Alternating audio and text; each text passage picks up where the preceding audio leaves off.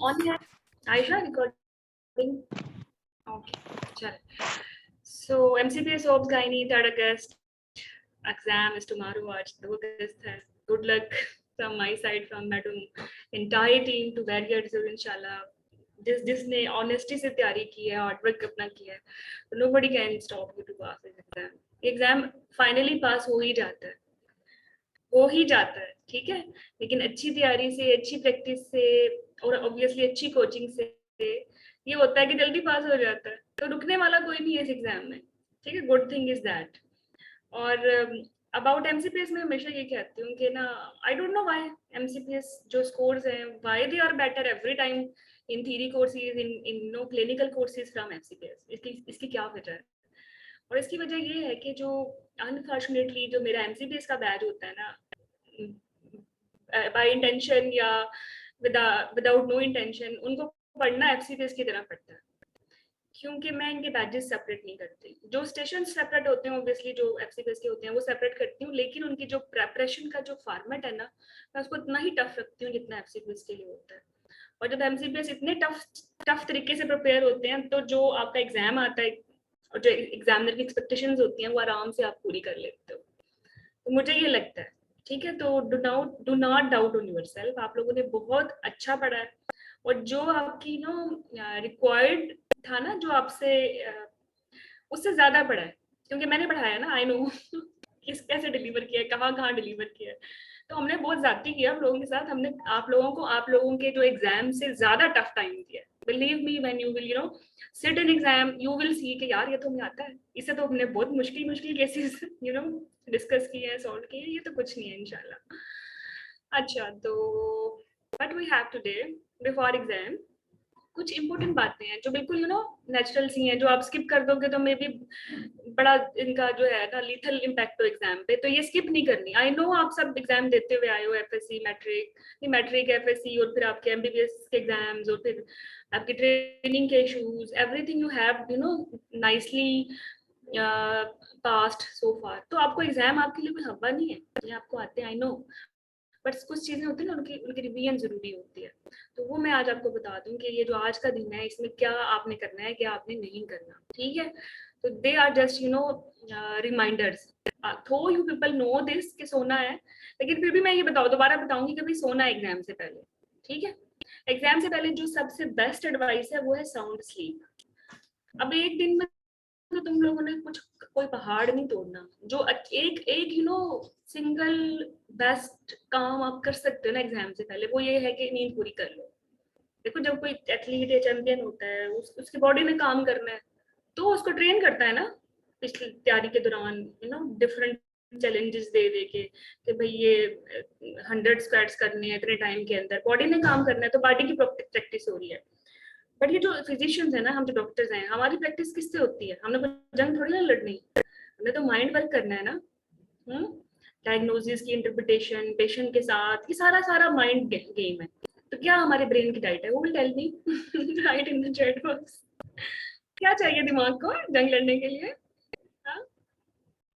आयशा क्या चाहिए हमारे माइंड को इतना इसने कल इम्पोर्टेंट काम करना है हमारे लिए हमारे करियर के लिए फ्यूचर के लिए तो what our mind what our brain want sleep अच्छी है तो कंसंट्रेशन है अर्सरा नो स्लीप नो कंसंट्रेशन अगर किसी ने सुसाइड करनी है ना किसी ने अगर एग्जाम में कल सुसाइड करनी है तो आज ना सोए nobody can stop to fail this exam आपने बहुत अच्छी तैयारी की है अपने ट्रेनिंग में 2 साल आपके ट्रेनिंग के मैं काउंट कर लूं और फिर ये 6 महीने की से आप तैयारी किए जा रहे हो थ्योरी के बाद अगर इसको आपने नाइसली तरीके से हर चीज को डिस्ट्रॉय करना है ना तो आज मत सोना because your mind cannot do anything for you hazy foggy lack of concentration haphazard चीजें ऐसी उल्टी चीजें दिमाग से निकलेंगी जो आपको पता भी नहीं कि डाली कब थी डोंट डू दिस प्लीज जब हम बहुत लंबा सफर करना होता है ना तो उसकी तैयारी भी करनी होती है कल का सफर थोड़ा टायरिंग हो सकता है ऑब्वियसली एग्जाम का अपना एक होता है चैलेंज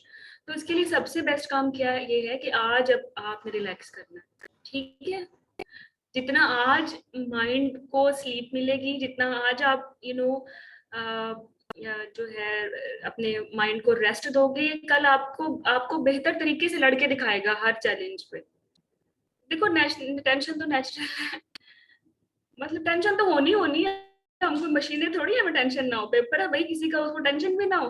दिस इज बिल्कुल एक मशीनरी काम है कि don't take stress, why not to take stress, exam की स्ट्रेस होती है ह्यूमंस को ही होगी ना, ये तो ह्यूमनली पॉसिबल ही नहीं है कि मैं कोई स्ट्रेस ना लूं, क्यों ना लूं भाई, मैं खुद ही इतनी स्ट्रेस लेती हूँ, मुझे तो रात को नींद नहीं आती, बट मैं करती हूँ ना इसके जुगाड़ फिर। अब मुझे पता है ना, मुझे नींद नहीं आती, मुझे बहुत स्ट्रेस होती है, मैं आपको बताऊँ मुझे क्या होता है, रात को सोती नहीं हूँ, सुबह वॉशरूम अटेंड करके नहीं जाती, सुबह खाना खा के नहीं जाती, लेट्स सपोज जब जब अर्ली डेज में एग्जाम्स दिए तो यही होता था, nobody was there to coach me, तो एग्जाम में हाइपोग्लाइसीमिया, फिर नींद, फिर स्ट्रेस, टेंशन, मतलब जो भी सब चीजों का बैड चीजों का मिक्स हो जाता था, और फिर स्कोर्स भी बेटर हुए हैं, ऐसा नहीं है कि मैं गोल्ड मेडलिस्ट थी, but I learn from these things, ठीक है, ग्रेजुअली फिर अपनी गलतियों से सीखा है, और आफ्टर डूइंग ऑल एग्जाम्स, जो मेरे इंटायर एग्जाम्स थे, मेरी जिंदगी के जो मेरा ड्रीम था, जो मैं अल्हम्दुलिल्लाह मैं दे चुकी हूँ, मैं पास कर चुकी हूँ, और कल मेरा एक और भी रिजल्ट आया, आई एम वेरी हैप्पी कि मैंने सीखा है, मैंने जो है ना उन चीजों को इम्प्रूव किया, और फिर उसका स्कोर भी आया है, तो प्लीज मैं आप सबसे ये कह रही हूँ कि गलतियां ना करें, ये गलती सबसे बड़ी गलती है कि आप सोते नहीं हो, आप खा के नहीं जाते, घर से नाश्ता पूरा नहीं करके जाते, ठीक है, single best advice before exam यही है कि आपने नींद पूरी करनी है, आपने सुबह नाश्ता करके जाना है, ठीक है, ओके। एग्जाम फॉर्मेट का तो मैं नहीं बता रही क्योंकि हमने काफी अरसे से इसी पे बात कर रहे हैं, लेकिन जस्ट रिवाइज करवा रही हूँ कि होगा क्या क्या कल एग्जाम में। एग्जाम में आपको जो ना स्टेशंस की जो नोयत है वो आप सबको पता है ना, आपके 2 शॉर्ट केसेस होंगे, ठीक है, मैं चैट बॉक्स में लिख देती हूँ, 2 आपके शॉर्ट केसेस होंगे, ठीक है, शॉर्ट केसेस से मुराद है क्लिनिकल केसेस, क्लिनिकल केसेस इसमें आपको मिलने वाले हैं पेशेंट्स, रियल पेशेंट्स, ठीक है, जो लास्ट एग्जाम है उसके उसके उसको माइंड में रखते हुए बता रही हूँ कि क्या होता है।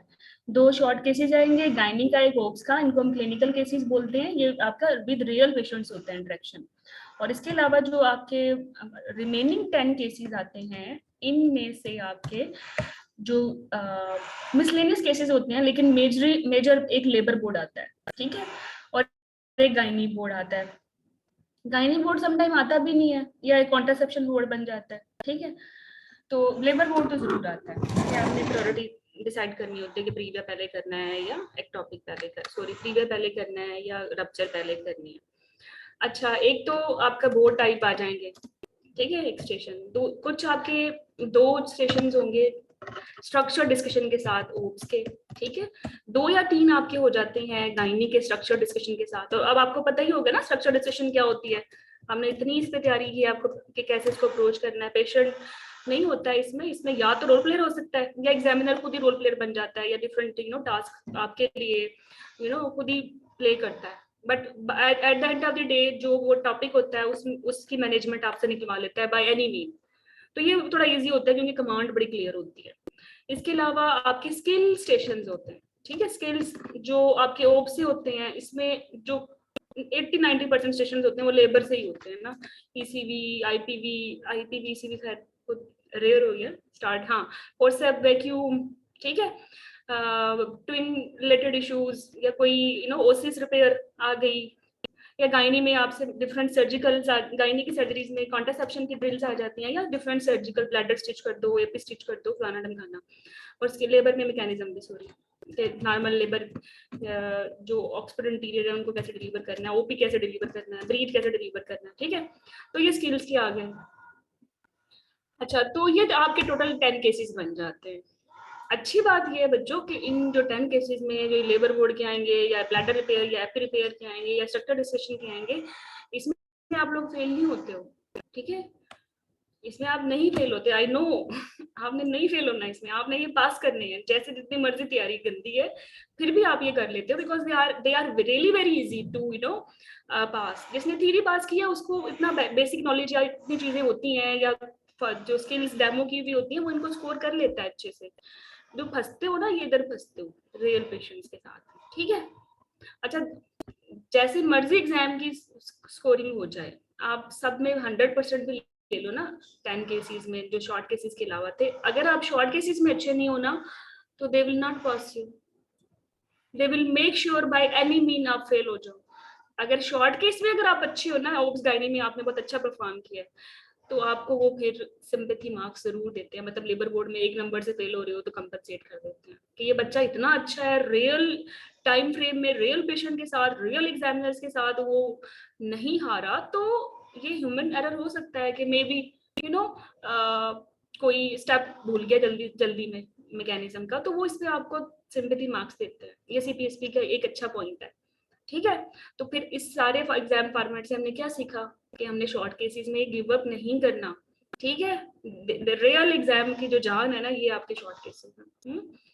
चलिए, हाँ इकरा क्या पूछ रही हो? इंटीरियर ट्रांसवर्स लेबर की वीडियोस हैं तो शेयर करते हैं, I want to watch. Okay, इन वीडियो से कुछ नहीं होगा। जो रियल मैकेनिज्म जो पता क्या चीज है ना, वो ये कि इनका मैकेनिज्म क्या है। लेबर का हाँ, मैकेनिज्म आपको पता नहीं है? हाँ, वो नहीं इसलिए बस वही करना पता है वो, है, डिलीवर। ठीक है, लेकिन मैं चाह रही थी कि ओके, अगर कोई वीडियो है तो मुझे शेयर कर देना आप। नहीं मैं शेयर कर दूंगी, लेकिन आज वो वीडियो वाला टाइम नहीं है ना, आज तो हमने बहुत सारे काम करने हैं। चलो छोड़ो। ओके, सो हाँ, ये है आपका आज। अभी तो मुश्किल से तुम लोगों के पास 12 घंटे भी नहीं है, लेकिन अगर इन 12 घंटे में कुछ करना है ना, तो मैं आप लोगों से ना ये एडवाइस करूंगी कि आप एक रियल पेशेंट पकड़ो, या कोई आपका कोलीग बन जाए, उसके साथ प्रैक्टिस करो हिस्ट्री। और इसमें मिस नहीं करना। जब मेरा लास्ट आपके साथ मोक था, आई थिंक एनीमिया पे था, उससे जो मुझे लगा है कि after preparing you people so well, जहाँ आप थोड़े से वीक थे वो ये थे कि आप पेशेंट से नहीं पूछ रहे थे कि वो क्यों आई है? उसको बोलने नहीं दे रहे थे बेचारी को। Let her to speak why she is here. ये जो 1 गोल्डन मिनट है ना, ये कल कोई बच्चा ड्रॉप नहीं करेगा। टाइम पहले ही 12 मिनट में इतना सारा काम करना है। कितने कोई हिस्ट्री के पॉइंट्स पूछ लोगे? नहीं पूछ सकते, पॉसिबल ही नहीं है। तो फिर let her to speak. Patient ही बता देगा कि उसके कंसर्न्स क्या है, चीफ कंप्लेंट क्या है। आपके लिए बड़ा इजी हो जाएगा। अगर आप ये गोल्डन 1 मिनट स्किप करते हो, तो इसकी रिप्लेसमेंट आपके बिहाफ पे 10 10 मिनट्स हैं। वो काम 10 मिनट में नहीं होने वाला, जो पेशेंट 1 मिनट में आपको बता देगा कि मैं किस लिए आया हूँ। तो आपके लिए इजी नहीं है कि आपने उसी पे वर्क करना है। तो लेट पेशेंट टू स्पीक। तो आज हर बच्चा एक दफा रोल प्ले। अगर मैं तो नहीं चाहती कि आप वैसे जाए हॉस्पिटल, बट जो लोग हॉस्टल्स में हैं या किसी भी तरीके से हॉस्पिटल उनके नजदीक है, तो दे कैन ड्रिल ये 10 मिनट की एक्टिविटी रियल पेशेंट से कर लें, या फिर अपने आप से कर लो। इसका प्लान भी ये है कि अपने किसी स्टडी पार्टनर के साथ फोन पे आप हिस्ट्री एक दफा ड्रिल कर लो और उससे पूछो एक आप क्यों आई हैं। इसमें जरूर ऐड करो ये 1 गोल्डन मिनट। ये वाकई गोल्डन मिनट है। फिर आपने ना एक पीए जरूर करना है। ठीक है, मिनी पिन पे करें, तकिया रख के करें, अपनी अपने कोलीग पे करें। मैं तो अपनी अम्मी पे भी कर लेती थी। ओके, तो ये जरूर करना है। ठीक है, मुझे पता है तुम लोगों को पीए करना आता है, लेकिन पीए करते हुए तुमने मिक्स करनी होती है चीजें कि ब्लैडर एम्पटी का पूछा नहीं पूछा, ये सुपरफिशियल से पहले पेन का पूछा नहीं पूछा, उसको थोड़ा सा उसके नीचे वेज रखा नहीं रखा। हाँ, और ये जो पीए करते हुए जो आईज हैं वो पी एब्डोमेन पे फोकस नहीं, एब्डोमेन पे फोकस है, और एग्जाम पेशेंट के फेस को नहीं देख रहे फॉर टेंडरनेस। ये छोटी छोटी मिस्टेक्स हैं, इनको दोबारा स्टैंडर्ड तरीके से एक दफा ड्रिल कर लो आज। ठीक है, दूसरा काम क्या करना है गायनी के पेशेंट में। एक स्टैंडर्ड पीए कोई भी मैथ्स का, उसकी inspection, palpation, percussion, auscultation, how to describe a standard PA examination, और how to do bimanual examination and how to describe it. एक दफा जस्ट इस चीज को रिवाइज कर लें। ठीक है, और जनाब तीसरा जो इम्पोर्टेंट काम आज करना है ना आपने, वो है कि जितने भी आपके मेजर ओब्स गाइनी की चीफ कंप्लेंट है, उनके डिफरेंशियल्स आपने याद करने हैं, या एक छोटा सा पेज लिख के लिख लो कि कोई भी पेशेंट जो एचएमबी के साथ आएगी, मेरे डीडीज ये हैं A B C D E, जो भी न्यूमेरिक्स हमने बनाए हैं। ठीक है, कोई भी पेशेंट रिड्यूस फिटल मूवमेंट्स के साथ आएगी तो मेरे डिफरेंशियल्स ये हैं। कोई भी पेशेंट जो पॉलीहाइड्रोमियाज इंक्रीज लाइकन के साथ आएगी, मेरे डिफरेंशियल्स ये हैं। कोई भी पेशेंट एसओबी के साथ आएगी, मेरे डिफरेंशियल्स ये हैं। ये क्वेश्चन मैंने पूछने हैं, just revise them for today. कोई भी पेशेंट एबनॉर्मल ब्लीडिंग के साथ आएगी, कोई भी पेशेंट जो मैस एब्डोमेन के साथ आएगी, इनफर्टिलिटी के साथ आएगी, समथिंग कमिंग थ्रू विजाइना आएगी, ठीक है, स्ट्रेस इनकॉन्टिनेंस या किसी फिस्टुला के साथ आएगी, मेरे डिफरेंशियल्स ये हैं। सिर्फ इनको आपने रिवाइज करना है। एक पूरे पेज पे वो क्वेश्चन जल्दी जल्दी जल्दी जल्दी आपने लिखने हैं उसके गायनिक है। तो ये चीजें जब आज रिवाइज करोगे तो कल तो बिल्कुल नहीं भूलने वाले, ठीक है इंशाल्लाह। ये चीजें अगर आपने कुछ भी रिवाइज करना है तो ये 3 टास्क आज आपने रखना है, ठीक है। ओके, बाकी बाकी चेक्स हैं बच्चों, जब घर से बाहर निकलो तो अपनी रोल नंबर स्लिप ले जाओ, ईमेल्स कोई आई हुई है वो ले लो, अपने जूते कपड़े रेडी रखो, ठीक है। नमाज पढ़ के जाओ, या जिस भी आप सेक्ट से हो, if you are non Muslim, जो आपका तरीका है मेडिटेट करने का वो आप करें। एनर्जेटिक फूड साथ थोड़ी सी ले भी जाएं, जैसे चॉकलेट्स वगैरह, नाश्ता जरूर करके जाना है, 8 घंटे जरूर सोना है, एग्जाम में 30 मिनट पहले जरूर पहुंचना है। लास्ट टाइम मेरी बड़ी अच्छी स्टूडेंट थी, एग्जाम में वो 30 मिनट बाद में पहुंची। स्टोक्स का सर्किट चल कंटिन्यू था, उन्होंने सीबीएसई वालों ने मेहरबानी ये की कि हाँ, उन्होंने कहा चलो आप कंटिन्यू कर लो, लेकिन जो स्टेशन आपके रह गए हैं ना, आई थिंक 3 रह गए थे, तो वो हम आपको उसमें पास नहीं करने वाले हैं। फिर उसने कहा मैंने 3 में क्या पास करना, खैर वो फिर वो अपेयर ही नहीं हुई, उसकी अटेम्प्ट बच गई। अटेम्प्ट नहीं बचेगी, फर्स्ट अटेम्प्ट बचती ही नहीं है, आप अपेयर हो फर्स्ट अटेम्प्ट में, आपने अपेयर ही होना होता है, ठीक है। ये अलग मसले शुरू हो जाएंगे, मैंने क्या बोल दिया। तो जो फर्स्ट अटेम्प्ट होती है ना थ्योरी के बाद, वो आपने देनी ही होती है, यू कांट स्किप इट, ठीक है। बहरहाल उस कैंडिडेट का तो नुकसान हो गया ना, इतनी अच्छी तैयारी की थी, 30 मिनट बाद में पहुंची है, 3 स्टेशन ड्रॉप है, अपेयर होती भी है तो जाती है, नहीं भी होती तो जाती है, तो she decided on her behalf she will not appear, ठीक है। ओके, बाकी जो इम्पोर्टेंट थिंग है बिफोर एग्जाम बच्चों, आपने जो है किसी भी स्टेशन से पहले ना थोड़ा सा रिलैक्स होना है, थोड़ा सा बैठ के थोड़ा सा अपनी ना कंपोज करना है खुद को। उसके बाद फिर आपने बताना है कि भाई you are going to do this, ठीक है। स्टेशन डिफिकल्ट भी हो सकते हैं, 12 स्टेशन हैं, मैं शॉर्ट केसेस को निकाल के कहूँ 10 स्टेशन हैं, तो इनमें से कुछ डिफिकल्ट भी होंगे, कुछ आपको नहीं आते, कुछ रेयर भी होंगे, बट बिलीव मी एक या 2 स्टेशन से कुछ नहीं होता अगर उसमें आप पास नहीं भी होते, बाकी स्टेशन में आप अच्छा परफॉर्म कर लो, यू कैन पास देम। तो किसी भी सिंगल स्टेशन पे गिव अप नहीं करना कि पूरा एग्जाम गिव अप करके आ जाओ, ठीक है। पैनिक नहीं होना, टाइम मैनेजमेंट बहुत जरूरी है। लास्ट मॉक में भी मैंने ये चीज बड़ी ऑब्जर्व की है, आपने हिस्ट्री को ही 10 मिनट तक खींचा और जो काम की बात करनी थी, डिफरेंशियल सल्यूट करना या पेशेंट एक्सपेक्टेशंस, वो तो पहुंची नहीं, ऐसा नहीं करना, ठीक है। बाकी जो आपके स्ट्रक्चर डिस्कशन वाले स्टेशन है ना, या स्किल वाले स्टेशन हैं, इसमें उनको ना केयरफुली रीड करना है, कमांड बड़ी क्लियर होती है, जल्दी में नहीं पढ़ पाते। कमांड ये होती है कि आस्क इन्वेस्टिगेशन, और करते क्या हो, एग्जामिनेशन करने लग जाते हो, खराब हो गया ना। कमांड ये होती है कि इन्वेस्टिगेशन पे बात करनी है, आप हिस्ट्री की चीजें शुरू कर देते हो, ठीक। तो कमांड पढ़नी है और follow the command, command follow करोगे तो पास होंगे ना। मतलब लिखा होगा interact with patient and take her history, आप इंटरेक्ट विद पेशेंट और स्टार्ट डूइंग एग्जामिनेशन, बुरा बुरा लगता है ना, कोई क्रेडिट नहीं मिलेगा इसका। तो जो आपके स्टेशंस हैं शॉर्ट केसेस के अलावा, उसमें कमांड आपने जरूर पढ़नी है, 2 दफा पढ़ लेगा अगर कोई मसला है। कमांड में भी बज़वर्ड्स हैं, ठीक है। और जो आपके लेबर बोर्ड के होते हैं, इनमें बज़वर्ड्स होते हैं, जैसे कि क्लियरली मेंशन होता है कि रूम नंबर ए में पेशेंट जो है ना ट्रांसफर्स लाए है, और इसमें जो है मेडिकल इमरजेंसी हुई है और फेटल हार्ट रेट ड्रॉप करके, तो what it could be, cord prolapse है ना, तो ये कुछ छोटे छोटे बज़वर्ड्स होते हैं, या फिर आपके फोर्सेप वैक्यूम में बज़वर्ड्स होते हैं। स्टेशन 0 पे है और कैपेट है +2 का, इस पे वैक्यूम तो नहीं लगेगा ना, कैपेट देख के समझ आ जाएगा, ठीक है। या फिर आपने ओटी में जाना है, डिलीवर करना है, मिड कैविटी का स्टेशन है, या आपने बर्थिंग रूम में ही रहना है, कंसेंट इश्यूज आ सकते हैं, ये आपके लेबर बोर्ड में मसले आ सकते हैं, तो बज़वर्ड्स विल हेल्प यू। तो आपने जो कमांड वाले स्टेशन है ना, वो 2 दफा पढ़ने, मोराल अपना हाई रखना है। देखो जीतते पास होते हो तो ये आपका आपका आपका क्रेडिट है, किसी को फायदा नहीं है। और if you are going to fail, no one is to जज you, to make you down, ये आपकी ही जंग है, अपने स्टाइल में ही लड़ रहे हो ना, तो आपने अपना मोराल हाई रखना है, no matter how is preparation, what is the outcome. आपने अपनी डिग्निटी को, अपने मोराल को, ठीक है, अपनी लुक को, अपने जेस्चर को डाउन नहीं करना, ठीक है। इसके अलावा बाकी तो आपको पता है ना, कोई भी एग्जाम जैसे जंगे बहादुरी की बेस पे कॉन्फिडेंट रह के, और आपकी जो क्या कहती है, आपका जो हौसला है उसकी बेस पे लड़ी जाती है। जितने मर्जी आपके पास टूल गैजेट्स हैं, अब सिपाहियों में है ही नहीं हौसला लड़ने का, तो खाक लड़ेंगे। हौसला रखना मोरल नहीं अपना डाउन करना बाय एनी मीन। बिकॉज देखो ना, मैं जब पेपर पे जाती हूँ, मैंने देखो फेल होना मैंने होना, पास होना मैंने होना, मैं क्यों किसी से डरूं? मैं अपना मोरल हाई रखती हूँ। मैं उस दिन मेरी खुद से कमिटमेंट ये होती है कि मुझे रेगरेट नहीं फील करना।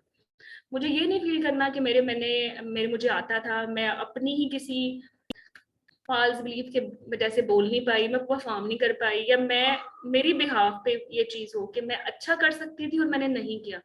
ये रेगरेट मैं नहीं लेना चाहती। हाँ, मैंने आई ट्राइड माई बेस्ट, जितना मेरे लिए पॉसिबल था मैंने इस स्टेशन या एग्जाम के लिए फाइट किया। उसके बाद जो भी हो, सो व्हाट, मैं मेरी तरफ से रेगरेट तो नहीं है ना, मैंने अपना बेस्ट दिया है अपने सर्कमस्टांसेस के मुताबिक, और हर एक के अपने सर्कमस्टांसेस होते हैं, ठीक है। No matter what how preparation, please do not down your moral, confident रहना है। और यही हिम्मत हौसला जो है ना, ये आपको इंशाल्लाह पास कराएगा। ये वही बातें हैं जो मैंने आपको बताई हैं।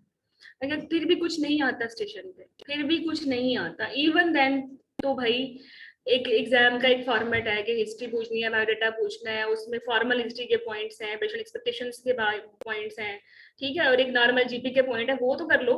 मतलब एक स्टेशन आपको वाकई नहीं आता, एसएलई का स्टेशन है, नहीं आता भाई, नहीं आती एसएलई, क्या करें। बट ये तो पता है ना कि ये बायोडाटा कैसे लेना है पेशेंट से, हाइपर टेंशन के, आईयूडीआर के जो नॉर्मल क्वेश्चन है वो कैसे पूछने हैं, ओब्स गायनी के और ड्रग एलर्जीज के, पेशेंट एक्सपेक्टेशंस, अपना अपना कम्युनिकेशन, पीए करने हैं, जो जर्नल फिजिकल एग्जामिनेशन की चीजें हैं, वो जो सब में करनी है, वो तो आती है ना। तो होगा क्या, तुम पास नहीं होंगे स्टेशन पे, क्योंकि तुम्हें एसएलई नहीं आता था, मतलब एग्जाम या स्टेशन फोकस्ड प्रिपरेशन तो नहीं थी, बट आपको एक नॉर्मल ओब्स की का एग्जामिनेशन और हिस्ट्री कंडक्ट करना तो आता है। तो 6 पे अगर पास होते हो तो they will fail you at 5, और नेक्स्ट स्टेशन पे अगर अच्छा आता है तो इफ यू आर स्कोरिंग 7, तो ये स्टेशन कंपनसेट हो गया, एक नंबर वहां से मिल गया, ओवरऑल ये 10 स्टेशन में कंबाइन करके आप पास हो, ठीक है। तो इसके इस तरह करना है कि कुछ भी नहीं आता, even then do not give up.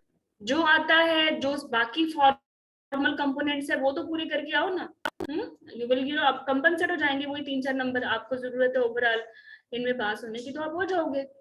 मैंने अक्सर नोटिस किया है कि when I am taking walks, previous इतने अरसे से पढ़ा रही हूँ, या इवन जो फीडबैक आते हैं एग्जाम के बाद, कि तो मुझे सेशन आता ही नहीं था मैडम, मैं एग्जामिनर मुझे देखता रहा, मैं उसको देखती रही।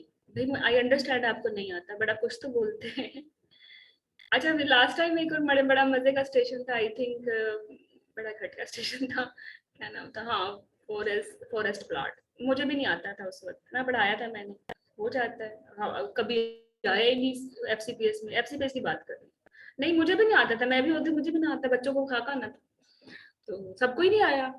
एक बच्ची थी, एक कैंडिडेट थी, उसने कहा मैडम मुझे आपकी एक बात याद आई कि डू नॉट गिव अप, जो आता है वो तो बोलो। तो मैडम वो इतने सारे ट्रायल्स लिखे हुए थे, तो मुझे पता है कि जो ग्रेड 1 के ट्रायल्स होते हैं वो रैंडमाइज्ड कंट्रोल ट्रायल्स होते हैं, आरसीटीज होते हैं। तो मैंने बोला कि ये फॉरेस्ट प्लॉट तो ना, फॉरेस्ट प्लॉट तो रैंडमाइज कंट्रोल ट्रायल है, इतनी स्टडीज है, इतने आउटकम है, ये तो होगा ना।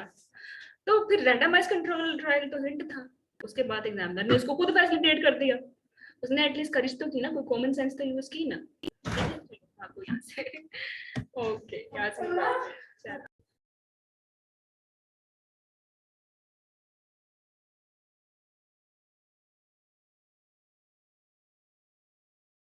अच्छा, तो शॉर्ट केसेस के बारे में क्या बात करूं, मुझे सबसे इम्पोर्टेंट चीज तो ये है ना कि कल के एग्जाम के लिए ना आपने ये वाले गैजेट्स हैं आपके शॉर्ट, ये जो आपका डिस्कशन ग्रुप है इसमें बात चल रही थी क्या लेके जाना क्या नहीं लेके जाना, तो बहुत सारे सेशंस में तो अलाउ नहीं होता प्रैक्टिस बैग लेके जाना, और बहुत सारों पे होता भी है। तो हमने अपने मॉक में क्या डिसाइड किया था कि हम ले जाएंगे ज्यादा से ज्यादा, अगर अच्छी लग निकली तो they will allow you to use your own tools, तो अच्छा है आप उनके साथ यूज टू होते हो, चीजें पूरी होती हैं, आपको पता है बीपी ऑपरेटर्स कैसे चलता है, आपका टॉर्च कैसे चलती है, तो वो ज्यादा अच्छा है।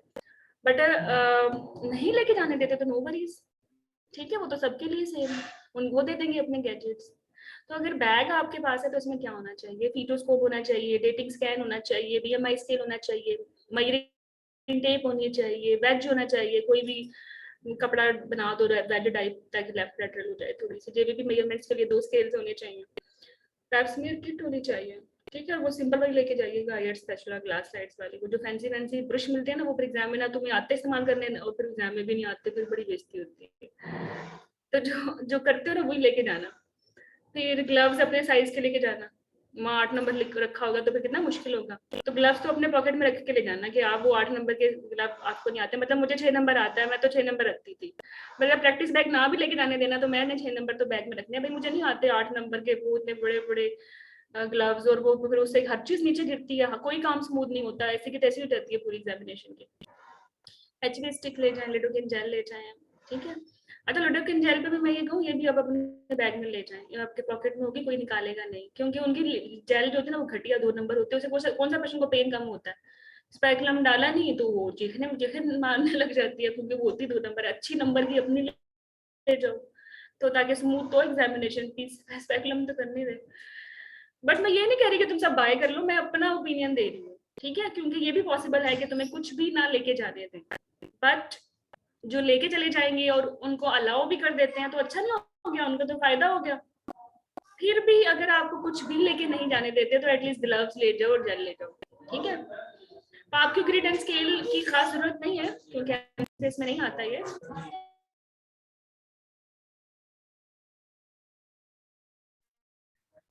और सैनिटरी पैड्स बड़े अच्छे हैं, मैं इसके बारे में सब मैं कर लेती हूँ कि लिडोकेन जेल, सैनिटरी पैड्स और ग्लव्स, ये आपके आपके पॉकेट में भी एक पैड हो तो काफी है। मतलब जरूरी नहीं है ठोस के जाओ पैकेट्स पूरी अपने सारे ओवरऑल की जेब में ठोस लो बंदा, फिर बाकी चीजें रखने का टाइम नहीं होता। लेकिन सैनिटरी पैड कुछ फीडबैक्स में बड़ा अच्छा रहा है, जैसे लीकिंग का पेशेंट आ गया ओप्स में, अगर उसने पैड नहीं रखा हुआ, आप तो ओप्स के पेशेंट ना पीएस कर सकते कि लीकिंग चेक कर लो, हाँ, और ना उसका मेकोनियम कलर देख सकते हैं। तो before just starting the history patient ने बोला है कि भाई मैं तो मेरी तो थैली फट गई है, पानी आ रहा है, या हिस्ट्री से सजेस्टिव है कि लीकिंग हुई है, तो आप कहते हैं आपने पैड रखा हुआ है, नहीं रखा हुआ तो आप प्लीज ये रख लें, ठीक है। तो ये पैड से बड़ा अच्छा हो जाता है। या फिर सम टाइम ऐसा होता है आपने एग्जामिन किया, पेशेंट एचएमबी का था, आपने एग्जामिन किया, थोड़ी सी ब्लीडिंग ज्यादा होगी, गंदा पैड दोबारा तो नहीं रख सकते, नया पैड दे दो। लेकिन ये जो है ना, इसमें टाइम लगता है। 10 मिनट में पैड पैड खेलते रहोगे तो फिर असल असल काम तो चला गया ना। ये तब की बात है जब टाइम मैनेजमेंट इज ओके, ठीक है, वरना ये इन चीजों से पास या फेल होने वाले नहीं हो। पास फेल होने वाले अपने ही मेरिट पे हो कि आपको एचएमबी पे बेसिकली हिस्ट्री लेना आती है, डीडीज बनाना आते हैं, मैनेजमेंट करना आती है या नहीं आती। सैनिटरी पैड पे नहीं तुम लोगों ने फेल होना, मैं वैसे ही बता रही हूँ। You people were asking in discussion group की अगर प्रैक्टिस बैग की इजाजत मिल जाए तो इसमें क्या चीजें होनी चाहिए जो कि माइट भी आपके काम आ जाए। तो काम आ जाती है वैसे ना। मैं पिछली दफा अपने घर जा रही थी तो मैंने ना एक छोटा सा बिल्कुल एक पिल्लो और ब्लैंकेट रख लिया बच्चों के साथ। हाँ फैसले वो जा रही थी, मैंने कहा उनके पास ना होता है वो छोटा तकिया दे देते हैं, लेकिन वो मैंने रख लिया, लेकिन मेरे इस्तेमाल में नहीं आया। अब जब मैं वापस आई तो मैंने नहीं रखा और मुझे सारे रास्ते वो 6 घंटे का सफर शदीद अजियत थी, क्योंकि उन्होंने जिस सीट पे थे वो वहां ही पिल्लो नहीं थे, बच्चे नहीं सो पाए, और वो एसी भी तेज था और ब्लैंकेट भी नहीं था, और मुझे अपना अबाया उतार के देना पड़ा उनको। मतलब मैं आई वॉज थिंकिंग के व्हेन आई थॉट कि ये चीजें इस्तेमाल नहीं होंगी तो आई अज्यूम्ड कभी भी नहीं इस्तेमाल होंगी, और वो हो गई। तो इसलिए अपनी टूल गैजेट्स पूरे रखो, माइट भी आपको जरूरत पड़ जाए, बाकी पेशेंट लीकिंग वाली है, गंदा ब्लीड कर रही है, कुछ भी नहीं है यार, कुछ इसको दोगे तो पेशेंट केयर का नंबर मिल जाता है। I am teaching people from last 5 years ना, ये छोटी छोटी चीजें उन्हीं के एक्सपीरियंसेस से मैंने सीखी हैं कि कहाँ कहाँ जब उनको फायदा होता है तो मुझे फीडबैक देते हैं कि मैडम पैड आपने बोला था मैं बच गई, आई फील टू गुड, मतलब एक अच्छा लगा उस स्टेशन पे एग्जामिनर के साथ या पेशेंट के साथ। तो इसलिए बोल रही हूँ कि सैनिटरी पैड ले जाना, बट सैनिटरी पैड खेलना नहीं है, अपना काम पूरा करना है। इफ यू थिंक सो कि पेशेंट ब्लीड करिए तो बस उसको दे दिया, नहीं है तो बस अगर नहीं है आपके पास किसी और से कहते हैं ना, आफ्टर एग्जामिनेशन वो जो वहाँ होते हैं invigilator, they will help her. Journal जो है ये तो ओप्स की गाइड के थे ना टूल्स, जर्नल ओप्स में तो यही है कि हैंड सैनिटाइजर मास्क रख लें, पेशेंट कफ वाला टीबी वाला डिफरेंट पेशेंट्स होते हैं, जैसे प्रोलैप्स में कफ करानी पड़ती है, आपके मुंह पे कफ कर देते हैं वो। क्लिप बोर्ड रख लें, ये लेके जाना है आपने क्लिप बोर्ड, इसका बताती हूँ मैं।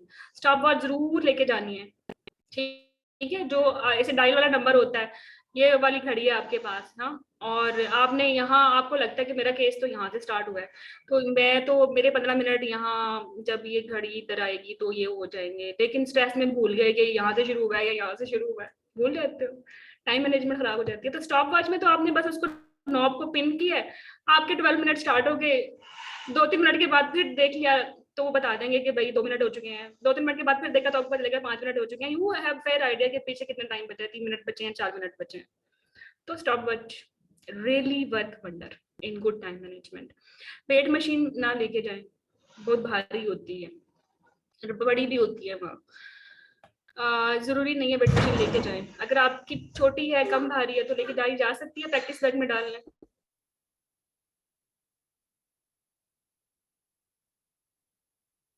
ठीक है, तो वेट मशीन अब ये मत करना कि अब एग्जाम से पहले घर वालों को दौड़ा वेट मशीन ढूंढ के लाओ, है तो बस ले जाओ, नहीं है तो बस छोड़ो। ठीक है, मैं वेट मशीन इसलिए रखती थी कि मुझे जब एग्जामिनेशन में कहा जाए कि पेशेंट का जनरल फिजिक्स एग्जामिनेशन करो, तो मैं बीएमआई कैसे निकालूंगी, और मैं भूल जाती हूँ वेट करना, स्ट्रेस होती है। तो वेट मशीन देख के ही मुझे याद आ जाता है कि यही यार इसका कोई काम है इस चीज का, दैट्स इसका इतना ही रूल है, वरना वहां पड़ी होती है weight machine. BP operator, stethoscope, thermometer, tongue depressor, normal saline, sometimes cervix भी ड्राई होती है या वॉल्ट भी ड्राई होती है, आप स्मेयर नहीं ले सकते। ठीक है, hammer, torch, 3 sheets to cover the patients. मैं बिस्किट भी रखती हूँ, डायबिटिक पेशेंट अक्सर भूखे आते हैं सुबह। ठीक है, और टिश्यू पेपर वगैरह अपने हाथ खुद को नीट करने के लिए, ये आपके ना बैग में चीजें होनी चाहिए। और अगर नहीं भी हैं तो ये सारी चीजें स्टेशन पे जहाँ आपका शॉर्ट केस होता है वहाँ पड़ी भी होती है। ठीक है, तो आज वो दिन नहीं है कि आपने प्रैक्टिस बैग तैयार करना है, सिर्फ ये कंपोनेंट्स हैं जो कि आइडियल प्रैक्टिस बैग में होने चाहिए। ये मेरी जो बुक है शॉर्ट केसेस की गाइनी की, उसमें भी इसके शुरू के पेज में लिखे हुए हैं। ठीक है, तो I assume everyone knows this, but even then नहीं पता तो आज के दिन में अपना टाइम वेस्ट नहीं करना प्रैक्टिस बैग की तैयारी में। ठीक है, पर जिनके पास चीजें पूरी हैं तो वो ले जाएं, इनके ये फायदे हो जाते हैं। ओके, बाकी हाँ, बीएमआई, ये बीएमआई स्केल है, ये ईडीडी कैलकुलेटर है, ये आपके क्लिप बोर्ड है, ये आपकी स्टॉप वॉच है। अच्छा, क्लिप बोर्ड से ये होता है कि जहां आप जाते हो ना, पेशेंट से हिस्ट्री लेते हो ना, तो वहां आपको एक पेज मिलेगा शॉर्ट केसेस पे, आपको पेजेस पड़े हुए होते हैं जहां आपने हिस्ट्री लिखनी होती है। तो वो उनके वो उसको लिखे कहाँ, कोई बच्चा उस काउच पे रख रख के लिख रहा होता है, कोई वो जो डेस्क होता है उस पर लिख रहा होता है, पोस्टर बड़ा गलत बनता है, राइट साइड से अप्रोच करने में मसला हो जाता है। आपको पता है ना, सब पेशेंट को राइट साइड पे अप्रोच करना है, चाहे केबल में एंटर होने के बाद जो कोच या जो पेशेंट की सिटिंग ऐसे हुई हुई है कि आपकी लेफ्ट साइड बन रही है, आप उसको मेंशन करें, मैडम मुझे राइट साइड से अप्रोच करना है, मुझे ये सेटिंग ठीक करवाएं। ठीक है, और ऑब्वियसली वो टाइम नहीं होता तो they will give you credit कि आपको पता है कि राइट साइड से अप्रोच करना है, तो दे विल से नहीं प्रोसीड लेफ्ट, बट ऐसा होता नहीं है, दे मेक श्योर कि राइट साइड ही हो, बट स्पेस इश्यूज की वजह से समटाइम लेफ्ट साइड हो जाती है। बट आपने सिर्फ बोलना है कि ideally it should be right side, should I proceed as it, या I you will make the arrangements and compensate my time later. समझ आ रही है ये वाली बात? Asma, Asra, getting my point? Yes ma'am. Okay, मुझे बस एक आपने बात मेंशन करना है कि भाई आप राइट साइड से अप्रोच करने वाले डॉक्टर। एक्सक्यूज मैम, मुझे ये जी, बताएंगे, जो प्रीवियस जो हैं लड़कियां वो तो कहती हैं कि हमें पेशेंट थे ही नहीं वहाँ, तो फिर हम एग्जामिनेशन क्या किस पे करेंगे? हेलो हाँ हाँ हाँ, किसने बोला पेशेंट नहीं थे भाई? नहीं, मैम। पेशेंट एक्चुअली जब जुलाई में और हाँ मैं बताती हूँ, जुलाई में और जब अगस्त में एमसीपीएस एग्जाम हुआ था ना, उसमें पेशेंट नहीं थे, उसके बाद पेशेंट्स आ गए थे कुछ जगहों पे। ठीक है, और जहाँ पेशेंट को मैनेज नहीं कर पाए वहाँ रोल प्लेयर था, बट उन्होंने आपको नहीं कहा था ये रोल प्लेयर है, नो नो नो नो, दे वर अज्यूमिंग कि आप पेशेंट ही है। रोल प्लेयर को अगर आपने as a role player treat किया ना, आप फेल हो। Do not assume role player, a role player assume him और हर आ पेशेंट। और यही मैं बता दूं, अगर लेबर बोर्ड में अगर कोई डम्मी पड़ी है ना, उसको डम्मी नहीं समझना, प्लीज कंसीडर हर पेशेंट। और इसी तरह सीपीआर करते हुए मैनिक्विन है ना, उसको मैनिक्विन नहीं समझना, कंसीडर हर पेशेंट। और इसी तरह जब न्यू बर्न का सीपीआर है ना, उसको उसको मैनिक्विन नहीं समझना, उसको उसको ड्राई रैप करना है, वो जिंदा बच्चा है। ठीक है, चलो तुम लोगों ने मुझे रोल प्लेयर आए ना, वैसे तो रोल प्लेयर कुछ जगहों पे थे भी, नो वरीज, जहाँ वो पेशेंट नहीं लेके आए, बट आपने हमको रोल प्ले नहीं देना, पेशेंट देना है। इसके बाद जब अगस्त के बाद आप लोग का एग्जाम हुआ था ना एमसीपीएस का और एफसीपीएस का, उसमें 90% प्लेसेस पे रियल पेशेंट्स थे और अब रियल पेशेंट्स ही आएंगे। आई एम होपफुली वो इनकी काफी कैबिनेट मीटिंग्स हुई हैं कि स्टूडेंट्स को नहीं रोल प्लेयर से या एग्जामिनर से इंटरेक्ट करना आता, we want to see them with real patients. ठीक है, तो इनके अपने भी इश्यूज चल रहे हैं और इसी वजह से अगेन दोबारा पेशेंट्स आ गए थे लास्ट टाइम में भी। एफसीपीएस का कोई बच्चा है इधर? बताओ, थे नहीं? कोई होगा तो नहीं, खैर आज तो एमसीपीएस नहीं है सारे, बट एनीवे रियल पेशेंट्स होंगे। नहीं भी हैं, रोल प्लेयर है, तो वो आपके लिए तो रियल पेशेंट्स है ना। कहानी खत्म करके आगे चले। चलो आगे। Yes ma'am. मैम मुझे एक क्वेश्चन थोड़ा सा पूछना था कि अगर जैसे मैम एक क्वेश्चन है जिसपे उन्होंने जैसे स्ट्रक्चर डिस्कशन है, तो उसमें जैसे हम लोग आपको प्रेजेंट करते हैं, हमने सब बोले जाना है, इंग्लिश में ही बोले जाना है, उर्दू यूज कर सकते हैं या नहीं? बिल्कुल इंग्लिश बोलनी है और हमने मतलब पेशेंट से फाइंडिंग मांगेंगे जैसे हम ऑनलाइन जो आपको पढ़ाती हैं, हम स्ट्रक्चर डिस्कशन देते हैं। यार उर्दू अगर नहीं मेरी बात मैं बताऊं, नहीं आपने इंग्लिश उर्दू के चक्कर में नहीं पढ़ना। अगर आपको लगता है कि आप सही से बोल नहीं पा रहे इंग्लिश में, उर्दू बोलना शुरू कर दो, ठीक है? लैंग्वेज के नंबर नहीं कटेंगे, गलत बोलने के कटेंगे। मैम मुझे ये पूछना है कि speak in English finding patients वो जो एग्जामिनर है उससे मांगेंगे या हमने मतलब या मुझे ये चीज बड़ा ना कंफ्यूज करिए कि हमें कैसे पता चलेगा कि हमने यहाँ पे एज अ स्ट्रक्चर डिस्कशन से बोले जाना है या पेशेंट से पूरी हिस्ट्री लेनी है? ये प्लीज मेरा ये चीज मेरी ना बता दें। ये देखो, जो कमांड होगी ना वो क्लियर होगी कि this is structure discussion case, interact with examiner, answer examiner questions, ठीक है? और जहां एक रोल प्लेयर बैठा हुआ या तीसरा कोई बंदा बैठा होगा और उसमें लिखा हुआ इंटरेक्ट विद पेशेंट या इवन विद रोल प्लेयर, तो उस कमांड को आपने फॉलो करना है, ठीक है? शॉर्ट केसेस में वहाँ प्रॉपर अरेंजमेंट होती है, ट्रॉली होती है, एक तो पेशेंट की अपनी लुक भी होती है, काउच होता है, अगर वहाँ ऑब्जेक्टिव ये है कि आपने एग्जामिन भी करना है, और लिखा होता है स्टेशन पे लिंक 1 और लिंक 2, ये लिंक्ड स्टेशन है, समझ आराम से आ जाती है। कमांड बड़ी क्रिस्टल क्लियर होती है, और अगर नहीं भी है ना, लेट्स सपोज मैं ये अज्यूम करती हूँ तो अब तुम्हें समझ नहीं आया, पूछ लेंगे एग्जामिनर से, मैडम ये शॉर्ट केस तो नहीं है, लिंक स्टेशन तो नहीं है कि मुझे अगले पे जाके इसका मेरा वाइवा होगा, ये स्ट्रक्चर डिस्कशन का केस है ना। मतलब आपने एम्बिग्यूटी में नहीं रहना, ठीक है? एम्बिग्यूटी के साथ स्टेशन आप अटेम्प्ट करोगे तो फिर तो आपने सही जवाब ही नहीं दे पाओगे अकॉर्डिंग टू दैट फॉर्मेट। कि हमें अगर लिखा टेक रेलिवेंट हिस्ट्री, तो हमें कैसे पता चलेगा कि अंदर कुछ लिखा होगा कि हमें नेक्स्ट हमारे जो नेक्स्ट है वो इसी से लिंक और हम यहाँ से सब कुछ लेके आगे जाएं। इससे क्या फर्क पड़ता है? इससे क्या फर्क पड़ता है? देखो मैं तुम्हें बताती हूँ, लेट्स सपोज ये स्टेशन है, इस पे लिखा हुआ है स्टेशन नंबर 3, ठीक है? इस पे कमांड क्या है? कमांड इस पे ये है, यू आर इंटरेक्टिंग या you are going to interact with patient या रोल प्लेयर, ठीक है? आस्क रेलेवेंट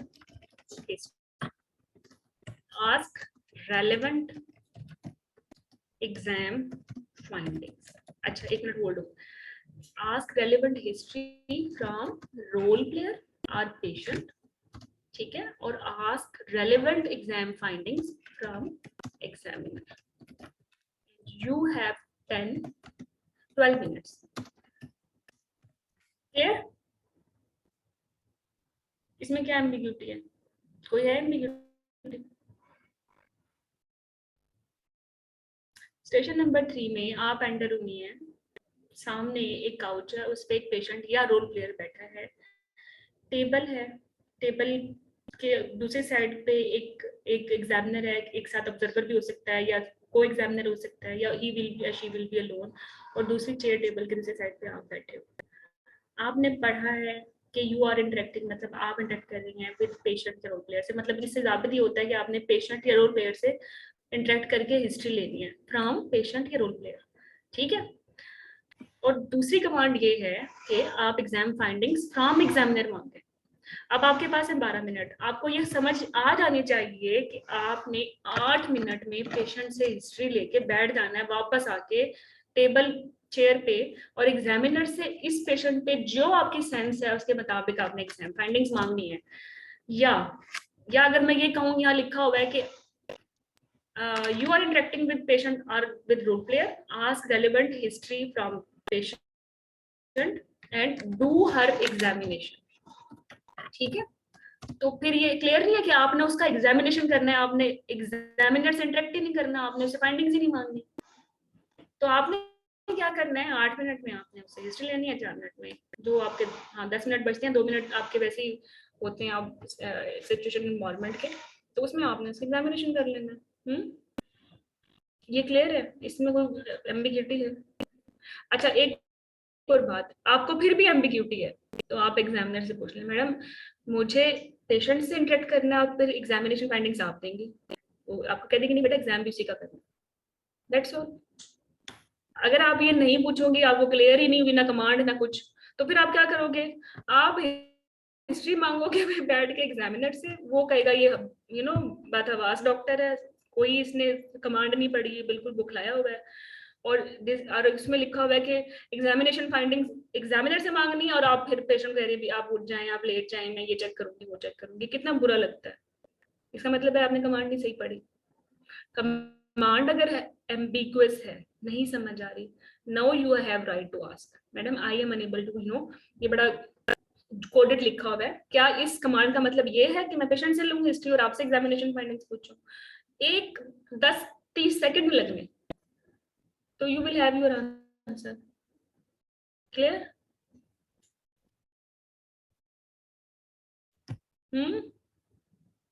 नहीं क्लियर? यस मैम, क्लियर हो गया। क्लियर वो बता दे ताकि हम आगे चलें। अच्छा आयशा मैम क्लियर है। तो ऐसा भी हुआ है वैसे तो, आप ठीक कह रहे हो, क्योंकि मैंने देखा है बॉक्स में, जब मैं कहती हूँ एग्जामिनेशन पूछो तो वो इन्वेस्टिगेशन शुरू हो जाती है। ऐसा नहीं करना, 2 दफा स्टेटमेंट पढ़ लो तो फिर मसला हल हो जाएगा। क्लिपबोर्ड ले जाओ तो अच्छी बात है, ये इससे जो है ना जिंदगी आसान हो जाती है, आपका फ्लो जो है स्मूथ हो जाता है, वरना बच्चे जो है ना अक्सर बेड पे लिख रहे होते हैं, वो पेज फट जाता है और फुला डफलाना। तो क्लिपबोर्ड से क्या होता है, स्टॉप वॉच गले में डाल लो, कोई नहीं लेगा। एडीडी कैलकुलेटर अगर इस्तेमाल करना आता है, परमिशन भी मिल जाती है, तो इट्स वेरी गुड, आपका बड़ा टाइम बच जाता है, आपको डीओपी की सेंस हो जाती है पूरे के 38 वीक्स पे, वरना जमा करने में 1 मिनट लग जाता है। बट कुछ स्टेशन पे अलाउड नहीं था, तो मैंने तो हमेशा फिर कैंडिडेट्स को यही बोला कि एडीडी कैलकुलेटर के बगैर भी आपको डीओपी या एडीडी निकालना आनी चाहिए। ये एक और आपके पास एडेड हैंड है कि इफ यू हैव टाइम, अगर आपको परमिशन दी है तो आप यहाँ से निकाल लें। बट आज वो दिन नहीं है कि जिसने कभी भी एडीडी कैलकुलेटर से नहीं निकाला वो आज निकाले, वो फिर कल गलत ही निकालेगा। ठीक है, जिसने कभी बीएमआई नहीं यूज किया चार्ट, वो ना ही करे यूज, वो उसने गलत ही निकालना है, फिर अपने तरीके से बीएमआई निकालने। और शॉर्ट केसेस में इतना टाइम नहीं होता बीएमआई निकालने का, वो आपसे कहते भी नहीं है, आप सिर्फ बता दें हाइट ये और वेट ये, ठीक है। और दूसरी बात ये कि हर शॉर्ट केस पे नहीं करना जीपी, आपको लिखा हुआ मिलेगा कि इसका एग्जामिनेशन करना है, ठीक है। अब एक पेशेंट गायनी की बैठी हुई है पीएमबी के साथ, आपने 8 मिनट उसकी हिस्ट्री ले ली, और उसका तो जीपी करने के लिए आपको 8 मिनट और चाहिए, नहीं मिल सकते 8 मिनट, नो, आपने उसका फिर क्या करना है, उसका क्या करना चाहिए फिर, अगर हम उसका शुरू हो जाएंगे सारे वाइटल्स लेना और हर सिस्टम एग्जामिन करना, तो फिर तो पीए रह जाएगा, बाय मैनुअल रह जाएगा, मसला हो जाएगा ना। क्या करना चाहिए फिर ये करना चाहिए, अगर लिखा हुआ है कि फोकस्ड एग्जामिनेशन करें तो फिर आप उनसे पूछें ही ना। फोकस्ड एग्जामिनेशन मींस के आपने अपने केस रिलेटेड फाइंडिंग्स देखनी है, दैट्स ऑल, या पूछनी है। बट कमांड ही यही है, स्टेशन ही यही है कि do her journal physical examination, पूरा देखना चाहते हैं तो फिर तो पूरा परफॉर्म करना। तो मैं यही कह रही हूँ कि कमांड फॉलो कर लें, उससे आपको इजी हो जाएगा, but you have to do, वरना शॉर्ट केसेस में हिस्ट्री के बाद एक ही स्टेशन पे पूरा जीपी पॉसिबल ही नहीं करना। तो what they want from you कि जस्ट आप उसका पीए करें और बाय मैनुअल करें। अगर उन्होंने लिखा हुआ है कि interact with patient and do examination of patient, तो एग्जामिनेशन से क्या मुराद है, इस पे आप हेल्प लें कि madam I am supposed to do her complete examination और do her focus examination relevant to the case, तो वो आपको हेल्प कर देंगे, नहीं बेटा बीए कर लो या बाय मैनुअल कर लो। ठीक है। अच्छा दूसरी बात और ये 8 मिनट में हिस्ट्री वैसे तो तुम मुश्किल है पूरा होना, बट करना तो है, प्रैक्टिस इसी चीज की की आपने, तो आपके पास पीछे टाइम कितना बचा है, 2 या 3 मिनट बचे हैं, ठीक है।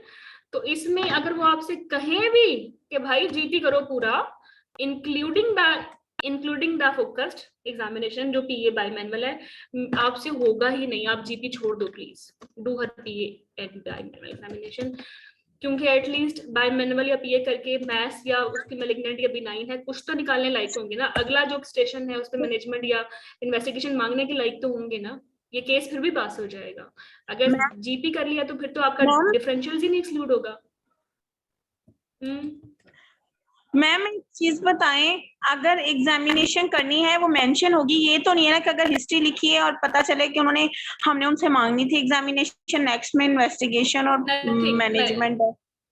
नहीं बेटा नहीं, बिल्कुल भी नहीं ऐसा होगा, इतने बुरे नहीं है ये लोग। No no, don't be confuse, believe me, command are super clear. मुझे कभी किसी भी, जब आपका एग्जाम होता है ना नेक्स्ट वीक, आपका ओरिएंटेशन सेशन होता है मेरे साथ, इसमें मैं पूछती हूँ कि भाई स्टेशन क्या हुआ, क्या दिक्कत हुई, मुझे आज तक ये किसी ने नहीं कहा कि मैडम कमांड क्लियर नहीं थी, मुझे आज तक किसी ने नहीं कहा। आपका फर्स्ट टाइम है इसलिए आप थोड़े से आपको लग रहा है कि पता नहीं क्या होगा, बट ट्रस्ट मी ऐसा नहीं होगा। मैम सीनियर मुझे ये कह रही थी कि तुम क्वेश्चन में जाओ, तुम ये सोच लो कि एग्जामिनर के पास तुम्हारे लिए 5 क्वेश्चन है और तुमने उन 5 क्वेश्चनों का टाइम निकालना है, ये चीज मुझे बताएंगे सही है क्या बात? कि मैं आपको शॉर्ट केस का बता रही हूँ फिलहाल। देखो तुम हर किस्म के केसेस को मिक्स कर रही हो, हर केस डिफरेंट है, हर स्टेशन डिफरेंट है। अब इसमें तो स्किल स्टेशंस भी हैं, लेबर बोर्ड भी है, सर्जिकल्स भी हैं, स्ट्रक्चर डिस्कशन भी है, शॉर्ट केस भी है। Do not mix everything, her station का अपना एक माहौल है। आई am just telling you about the short case, कि शॉर्ट केस में कैसे प्रोसीड करना है। स्ट्रक्चर डिस्कशन में कमांड क्या होगी, पता क्या होगी कमांड, उसमें पूरा सिनेरियो लिखा हुआ होगा कि देखो ये प्राइमरी ग्रेविडा है, ये 14 वीक्स पे है, ठीक है, इसको बड़ी नाजिया वोमिटिंग और नाजिया वोमिटिंग है और डिहाइड्रेटेड लुक है, ये आपके पास आई है, ठीक है। बस ये स्टेटमेंट के बाद अब आपके पास जो टास्क है वो ये है कि इंटरेक्ट विद एग्जामिनर और आंसर एग्जामिनर क्वेश्चंस। अब ये समझ नहीं आ गया कि ये स्ट्रक्चर डिस्कशन है, हाइपरएम्फेसिस ग्रेविड पे वो हिस्ट्री पूछ सकता है, एग्जामिनेशन पूछ सकता है, इन्वेस्टिगेशन पूछ सकता है, मैनेजमेंट पूछ सकता है, डीडी पूछ सकता है। व्हाट माय पॉइंट, तो उसके 5 क्वेश्चंस तो हैं, तो वो क्या पूछेगा, वो कहेगा कि आपने केस पढ़ लिया, आपको यस मैडम मैंने पढ़ लिया, रेडी फॉर डिस्कशन, यस। अच्छा हिस्ट्री में और क्या पूछना है मैडम, मेरे रेडीज ये बनते हैं हाइपरएम्फेसिस ग्रेविड और इसमें मोलर है, ट्विन है, जॉन्डिस है, यूटीआई है, तो मैंने इससे रिलेटेड ये क्वेश्चन पूछने हैं, ठीक है। दूसरा, अच्छा फिर आपने इसमें क्या एग्जामिनेशन देखना है, मैंने देखना है साइन ऑफ डिहाइड्रेशन और टीए देखना है स्पेसिफिकली कि लार्ज वाइटल लिस्ट तो नहीं है, वाइटल्स देखनी है क्योंकि क्लैम्शिया तो नहीं है, उसमें भी मोलर में भी हो जाता है। अच्छा तीसरे नंबर पे क्वेश्चन आ गया इन्वेस्टिगेशंस मैडम, ये मैनेजमेंट, ये तो ये क्लियर नहीं है, this is something else, this is not short case, this is structure discussion, इसमें 5 क्वेश्चंस होंगे ही। क्या आप ये अज्यूम करते हो कि सिर्फ इसमें हिस्ट्री पूछनी है?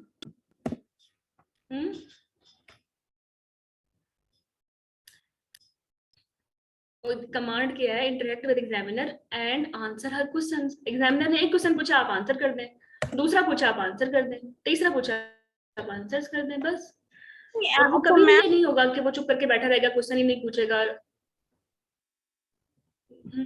बोलो मैम, ये जो बताओ मुझे क्या चल रहा है दिमाग में आ गई है मैम, ये जो आपने चार्ट दिया हुआ है वेट वाला, ये उनके पास होता है, जैसे हमने तो ये यूज नहीं किया कभी पहले। कौन सा चार्ट? बीएमआई वाला? नहीं नहीं, नो नो नो नो, ये कभी ये यूज भी नहीं करना, प्लीज इसको यूज भी नहीं करना। Yes ma'am. आप इसको यूज ना करें, नो नो नो नो। अगर आपने ये देखा था कि नहीं, how you will use it, no no no, don't use it, ठीक है। आपने ये यूज नहीं करना। बाकी लोगों ने देखा होगा ये बीएमआई चार्ट, किस किसने देखा होगा, इस्तेमाल करना किसको आता है? अच्छा मैं एक और काम की बात बताऊं तुम लोगों को, मैं भी BMI चार्ट इस्तेमाल नहीं करती, मैंने कभी नहीं इस्तेमाल किया, मैं खुद ही निकालती थी kg पर स्क्वायर मीटर से, ठीक है। तो ये कोई करना जरूरी नहीं है, बट कुछ मेरे कोलिग्स कर लेते थे, फटाफट निकाल लेते थे। बट मसला क्या है कि हर जगह इसकी परमिशन नहीं होती और हर जगह इसकी परमिशन भी नहीं होती। हाँ, इसको इसके बारे में कोई कुछ नहीं कहता, ना इसके बारे में कोई कुछ कहता, ये आप जरूर साथ ले जाएं। इनके बारे में परमिशन इश्यूज हैं, तो हमें क्या करना चाहिए, हमें तो विदाउट BMI चार्ट BMI निकालना आता है ना, और विदाउट EDD व्हील निकालना आता है, तो वी आर वेरी सेफ। मैंने सिर्फ ये बोला अगर आपको दोनों तरीकों से ही आता है, आपको परमिशन मिल भी जाए, तो ये अच्छे हैं, इससे टाइम थोड़ा बच जाता है। अब क्लियर हो गया? चलें आगे। मरियम, सहर, शाहिदा, अभी तक जो मसले मसाइल हैं वो क्लियर हो रहे हैं आपके? चलें आगे। जी। ओके, अच्छा शॉर्ट केस से मैंने ज्यादा मौकिफ मैंने अपनाया, क्योंकि मुझे ये लगता है कि अभी जो आपके साथ जो पूरा कंप्रिहेंसिव कोर्स या एक्सेल कोर्स चला है, इसमें we have talked so much about structure discussion and all these things के शॉर्ट केस के बारे में शायद मतलब आपकी क्यूरीज रह जाए। बाकी केसेस में तो मुझे लगता है 100% के आपको आते हैं स्ट्रक्चर डिस्कशन के, तो हमने बहुत ज्यादा एम्फेसाइज किया इस चीज को। बट शॉर्ट केस में short case is not like structure discussion, ठीक है ना, ये समझ आ रही होगी। तो जब भी आपने शॉर्ट केस अटेम्प्ट करना है, तो आपने ना कमांड पढ़नी है। कमांड ही बता देगी कि एग्जामिनर से इंटरेक्ट नहीं कर रहे, पेशेंट से इंटरेक्ट कर रहे हैं और पेशेंट से हिस्ट्री लेनी है, this is a short case, ठीक है। तो समझ नहीं आती, दोबारा पढ़ लो कमांड, और फिर स्टेप 3 पे पेशेंट से पूछो उसके कंसर्न्स और चीफ कंप्लेंट। खुद शुरू नहीं हो जाना कि आप नाम क्या है, आई कहाँ से हो, बंदा क्या करता है, शादी को कितना अर्सा हो गया, बच्चे कितने हैं, कोई समझ आया तो नहीं हुआ, और बस फलाना टमकाना, अच्छा किस लिए आई हो, अच्छा समथिंग, कोई वो बता देगी कि भाई मुझे तो जो है ना बच्चे की हरकत कब महसूस होती है। तो फिर आप क्या करते हो, कब से हरकत कम हो रही है, कितनी हो रही है, पहले कितनी हो रही थी, अब कितनी हो रही है, लीकिंग तो नहीं हुई, फलाना टमकाना शुरू हो जाते हो। और कितनी अच्छी बात है अगर आप बताओ कि मैं डॉक्टर हिना हूँ, मैं आपका जो है मुआयना करूंगी, आपसे हिस्ट्री लूंगी, मुआयना करूंगी, आपके ताबन की जरूरत है, आपका नाम, इजाजत है आपका नाम, आप अपने शोहर का बता दें, एज बता दें, ब्लड ग्रुप बता दें, ठीक है, जो भी बायोडाटा में आपके पॉइंट्स हैं वो पूछ लिया आपने, ग्राविडा पैरा LMP, कोई क्रॉनिक डिजीजेस तो नहीं है, वो तो बायोडाटा में मैं पूछ लेती हूँ। इसके बाद वो बता देगी अच्छा आप क्या आना कैसे आना हुआ, तो वो कह देगी बच्चे की हरकत कम होती है। अब आप उसे कहिए और कुछ, वो बता देगी कि नहीं मुझे तो पानी भी पड़ा है, और कुछ मुझे तो खून भी पड़ा है, और कुछ मुझे शुगर भी है, और कुछ मुझे ब्लड प्रेशर भी है। आपकी जिंदगी कितनी आसान हो गई है, बहुत आसान हो गई है। तो ये और कुछ आपने चीफ कंप्लेंट के बाद 5 दफा पूछना है अपने पेशेंट से, ठीक है, यही गोल्ड मिनट है। अगर वो कुछ भी नहीं बताती, किसी ने उसको मना कर दिया है ना कि भाई तुमने बोलना ही नहीं है चीफ कंप्लेंट के बाद, तो बस वो शी इज गाइडेड पेशेंट। फिर जो आपका स्टाइल है ना रिड्यूस्ड मूवमेंट्स का, वो फिर शुरू हो जाएगा। फिर आप लीडिंग क्वेश्चंस पूछें, now you are free to use the leading questions, क्योंकि पेशेंट तो बता ही नहीं रही कुछ, अब केस तो बंद करना ही है ना किसी तरीके से। स्टेप 4 में अब वही हिस्ट्री के 3 पॉइंट्स हैं बच्चों, और इसमें भी जो पहला स्टेप है ना डिफरेंशियल्स का, this is game changing.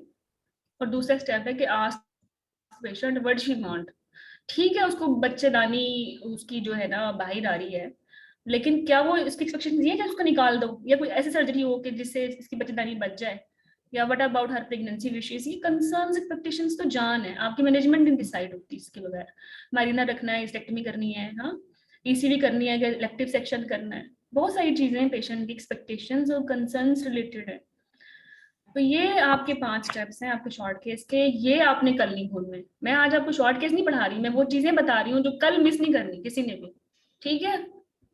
उज़मा, Syeda Ayesha, Safia, patient से बातचीत करोगे, पूछोगे उससे, एक गोल्ड मिनट का टाइम दोगे उसको? Yes ma'am. सुमेरा, शाहिदा, सहर, अपनी रेडी चला देनी, जी मैम। टक टक टक टक टक सारे क्वेश्चन आए जा रहे हैं। वो मरीज हवन्नक होके देख रहा होता है इसको क्या हो गया। मुझे बोलने दे। अच्छा मैं एक बात बताऊं, खुद जब जाते हो डॉक्टर के पास किसी भी मसले से, किसी और स्पेशलिटी के डॉक्टर के पास, कितना बुरा लगेगा कि डॉक्टर बोलता रहे, आपको कितना अच्छा लगेगा कि वो आपको सुने। अच्छा जिस मरीज को सुना नहीं गया ना, उस आपने उसकी बहुत अच्छी मैनेजमेंट भी कर दी, उसको ट्रस्ट थोड़ी है उस पर। वो तो कहेगा इसमें डॉक्टर ने मेरी बात ही नहीं सुनी, ये कर लो वो कर लो फलाना ढमकाना, उसे क्या पता मुझे क्या मसला है। he will not trust you. Whether you are right, even then he will not opt your management. तो ये बेसिक रूल भी है कम्युनिकेशन का कि आपने मरीज को सुनना है. अच्छा, दूसरा ये कि ऑब्स के केस में let's suppose you have 12 minutes, तो आपके पास 12 मिनट्स है, मैं आपको कहती हूँ आपके पास 10 मिनट है, 1-2 मिनट आपको स्टेटमेंट पढ़ने में, खुद को कंपोज करने में लग जाते हैं. तो अगर 5 मिनट की हिस्ट्री ले रही हो तो उसमें आपने रिस्क फैक्टर जरूर निकालने हैं सारे स्टेप्स से, स्टेप 1 से स्टेप 2 से स्टेप 3 से. बिकॉज जो मैनेजमेंट है ना, बोला था मैनेजमेंट, आपको लगता है कि आपने डिजीज को मैनेज करना है. अगर आप डिजीज मैनेज करके फोकस रहोगे तो यू विल बी फेल. आपने रिस्क फैक्टर्स को मैनेज करना है. मोटी है तो वजन कम कराना है, पानी कम पीती है तो पानी ज्यादा पिलाना है, दाएं करवट पे ज्यादातर नहीं लेटती तो उसको बताना है, कान में दर्द है तो वहां भी भेजना है ईएनटी के पास. तो you have to treat her risk factors. Believe me, disease तो खुद ब खुद मैनेज हो जाएगी when you will address the risk factors. अब रेगुलर ड्यूटी आई है तो डिजीज मैनेज हो गई ना, क्योंकि डायबिटीज कंट्रोल नहीं है. दूसरा जो है फिर एग्जामिनेशन की कमांड अगर आपको ऐसे मिली है कि पेशेंट पे करना है, तो भाई 10 मिनट में जीपी हो ही नहीं सकता. आपने एग्जाम फोकस चीजें देखनी है जो एनीमिया के पेशेंट में देखनी होती है. ठीक है, उसमें ज्यादा इंपॉर्टेंट चीज क्या है? Pulse, respiratory rate, chest auscultation, anaemia की ये पेलर देखना है वेरियस जगहों पे, आंखों में, डॉर्सम ऑफ द हैंड पे. ठीक है, और पीए बहुत इंपॉर्टेंट है. अब ये चीजें स्किप नहीं करनी, डोंट स्किप दैम. तो इसके बाद जो टाइम बचता है वो देख, इसके बाद टाइम बचता भी नहीं है. टाइम तो इतना जल्दी गुजर जाता है. तो 3 मिनट में ये काम हो गया, 8 मिनट बच गए, हो गए पूरे. अब स्टॉप वॉच चल रही है, उसमें 8 मिनट हो गए, नजर आ गया ना 8 मिनट हो गए, चलो भाई छोड़ दो यही एग्जामिनेशन. फिर दूसरी कमांड क्या थी? इन्वेस्टिगेशन की ना. अब वो इन्वेस्टिगेशन समटाइम ये होता है कि पहले ही स्टेशन पे होती है और समटाइम ये होता है कि दूसरे पे होती है. बट अगर आपका स्टेशन ऐसा है, उस पर लिखा हुआ है कि इन्वेस्टिगेशन मांग के जानी है, तो भाई तुम्हें तो फिर 2 मिनट बचाने है ना इन्वेस्टिगेशन मांगने के, एग्जामिनर जो बैठा हुआ है उससे. तो अकॉर्डिंगली आपने अपना टाइम मैनेज करना. अगर इन्वेस्टिगेशन इस स्टेशन में ऐड नहीं है तो फिर तो मजे हो गए, आपकी हिस्ट्री 6 मिनट तक जा सकती है, आपका एग्जामिनेशन अगेन 3 या 4 मिनट तक जा सकता है. ठीक है, बट मेरा जो मौकिफ है वो ये है कि फिर भी 1-2 मिनट समरी के बजाय, ठीक है, लिंक स्टेशन में जब आप दूसरे स्टेशन पे आपको कहा जाएगा कि इसकी मैनेजमेंट दूसरे स्टेशन पे है, वहां बैठते ही एग्जामिनर ने बोलना है समराइज योर केस. अगर पहले स्टेशन से समरी बना के ले गए हो तो इजी हो जाता है समराइज करना, लेकिन अगर नहीं बनी तो नो वरीज. मैडम जस्ट हम लिखते जाए अपने पास ना, ताकि नेक्स्ट में हमें काम आए, क्योंकि हम भूल भी तो सकते हैं. हाँ भाई, पेज यूज करना है. ये पॉसिबल ही नहीं है कि तुम ज़बानी कलाम में लिखो, पेपर पड़ा होता है वहाँ. नहीं पढ़ा तो से मांग लो, वरना अपनी जेब से निकाल लो. मैम बोर्ड में तो जा सकते हैं. वैसे मैं तो अपने घर से लेके गई थी. देखो, मैं जब मेरा भी फर्स्ट टाइम में पास हुआ था, मुझे नहीं पता था पेज पड़ा होता है. Nobody told me. मेरे पास पेजेस थे, मैंने कोई A4 साइज के 4 बनाए थे फाड़ के, और मैंने उसको अपने जो मेरा ओवरऑल था उसकी जेब में मैंने डाल दिया था एहतियातन. और मैंने 2 चीजें भी रखी थी, एक मैंने रेड बॉल पेन रखा था और एक मैंने रखा था येलो हाइलाइटर. अच्छा, जब वहां मैं गई तो वहां पेज पड़े हुए थे, और फिर उसके बाद मुझे पता चला हमेशा ही पड़े होते हैं, शायद मुझे किसी ने नहीं बताया. बट फिर मुझे उन्होंने बोला आप अपना पेज यूज ना करें, यहाँ का पेज यूज करते, मैंने उनका यूज कर लिया. और जब मैंने हिस्ट्री ली, हिस्ट्री के बाद मैंने फटाफट जो मेरे रिसेक्टर्स थे उनको मैंने येलो से हाईलाइट कर दिया. और मेरे पास ना समरी का टाइम नहीं था, ट्रूली स्पीकिंग. तो जब मुझे कहा गया समराइज करो, तो मैंने अपना वो जो पेज था उसमें जो जो चीज मैंने येलो की थी मैंने वो पढ़ के सुना दी अपने अंदाज में. ठीक है, क्योंकि समरी से मुराद ये है कि आपने पेशेंट का जो है एज बतानी है, पैरिटी बतानी है, डीओपी बतानी है अगर गायनी अगर उसका, और चीफ कंप्लेंट बतानी है, और फिर एवरीथिंग फ्रॉम हिस्ट्री एग्जामिनेशन जो भी रिस्क है वो बताने हैं. वो इतना तो एक कंसल्टेंट का माइंड होता है कि वो आराम से मॉडिफाई कर सकता है. अच्छा, जो आपका पहला स्टेशन है उस पर आपकी मैनेजमेंट टाइम डिस्ट्रीब्यूशन ऐसे होगी. ठीक है, ऐसे कर लें. बट अगर आपका ओब्स के शॉर्ट केस में कमांड ही है कि बस हिस्ट्री लेनी है, तो बल्ले बल्ले 10 मिनट में सुकून से हिस्ट्री लो. अगर कमांड में एग्जामिनेशन है या एग्जामिनर से पूछने वाली फाइंडिंग्स हैं या पेशेंट पे करने वाली हैं, उसके लिए you have to save 3 to 4 minutes, it's mean कि 5 या 6 मिनट में हिस्ट्री खत्म। ठीक है, क्लियर है इधर से? तो मैं इसलिए बार बार कह रही हूँ कि आपने अपने स्टेशन की कमांड पढ़नी है। हर स्टेशन की कमांड डिफरेंट होती है, उसी के मुताबिक आपने उसको अप्रोच करना है। मैम हमें क्वेश्चन बैठे ही मिल जाते हैं ना स्टेशन में, like in start we get to know के स्टेशन में 3 क्वेश्चन होंगे या 4। नो नो नो, अच्छा ऐसा नहीं होता। जो स्ट्रक्चर डिस्कशन है उसमें सिर्फ ये होता है कि आंसर द एग्जामिनर क्वेश्चन। ठीक है, अच्छा असरा इसमें कोई मुजायका नहीं है कि आपको लगता है कि आप एक स्टेशन पे ज्यादा बोल लोगे, आप एग्जामिनर से पूछ लो कि madam how many questions how are supposed, क्या बोलेंगे, हाँ, how much questions I supposed to answer. if there are 2 I will answer in detail, if there are many so I'll give my answers brief। कोई gun point पे तुम्हें मार नहीं देगा कि तुमने ये पूछा क्यों है। अच्छा कुछ क्या कहेगी, डांट देगी, डांटती रहे, कुछ फर्क नहीं पड़ता भाई। अच्छा देखो, एक दफा क्या हुआ कि मेरी कैंडिडेट थी, वो एक स्टेशन पे बैठी है, वो कोई लीफलेट अप्रेजल का स्टेशन था, घटिया सा था कोई वैसे। अच्छा बैठी है तो उसका निमोनिक उड़ गया, दिमाग से हो जाता है ऑब्वियसली, निमोनिक उड़ जाता है एकदम से, आप ब्लैक आउट हो जाते हो, हर कोई हो जाता है ब्लैक आउट। तो वो कहती मैडम मैं ना ब्लैकआउट हो गई, मुझे कुछ समझ नहीं आ रहा, मुझे पेपर भी समझ नहीं आ रहा, वो जो लीफलेट मैंने करना था, एग्जामिनर मुझे देख रही है और मुझे कह रही बोलो बोलो बोलो। अब मैं क्या बोलूं, मुझे कुछ नजर ही नहीं आ रहा। तो मैडम मुझे वो आपकी एक बात समझ आई कि आपने बोला था कि ये जो 10 मिनट है ना ये तुम्हारे हैं, ठीक है, nobody can snatch these 10 minutes from you। अगर ब्लैकआउट हो भी जाए तो just nicely ask the examiner कि madam I just want few moments to organize my thoughts। वो आपको कुछ नहीं कहेगी। आप वो कहती मैडम मैं 2-2.5 मिनट तक जब हर जगह केबिन में से आवाजें आ रही थी, मैडम मैं चुप करके बैठी हुई थी, एग्जामिनर हैरानगी से मुझे देख रहा था और मैंने एक पूरा मिनट खुद को ऑर्गेनाइज करने में, ये रियलाइज करने में लगाया कि ये लीफलेट का बेसिकली स्टेशन है और मैंने इस पे कुछ बोलना है। और अगले दूसरे मिनट में मुझे अपना जो उसका निमोनिक था, जो कि मैं भी आप लोगों को करवाती हूँ, वो मुझे याद आया। फिर मेरा माइंड ओपन हुआ और अगले तीसरे मिनट में मैंने बोलना शुरू किया और मैडम मैंने नाइसली उसको एड्रेस भी कर दिया, क्योंकि now I am talking sensibly.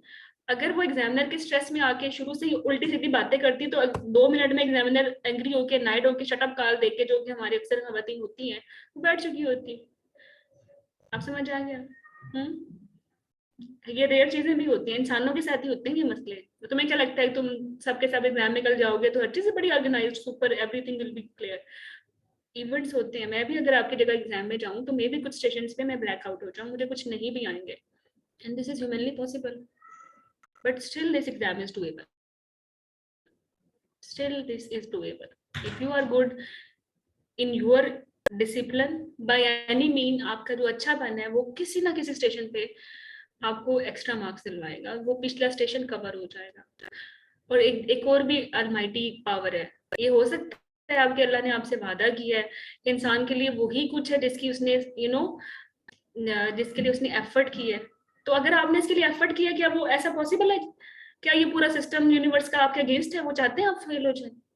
मैंने तो कभी नहीं ऐसा सुना, हो ही नहीं सकता, वरना तो ये पूरी यूनिवर्स कोलैप्स हो जाएगी दिन में। ओके, बोर्ड ले जाएं तो बेहतर है। मैं बता चुकी हूँ बोर्ड नहीं होता, समटाइम पेशेंट्स के जो हिस्ट्री पॉइंट्स बनाने हैं, हाइलाइट्स करने हैं, वो प्रोसेस स्मूथ हो जाता है बोर्ड के साथ। वरना वो पेज कहाँ रखते हो? बाजू पे रख रहे हो, हाँ, थाई पे रख रहे हो, मरीज के बेड पे रख रहे हो, वो कहाँ रखते हो? खुद सोचो, तुम लोगों ने ट्रेनिंग बुक दी है। साहर समझ आई मेरी बात?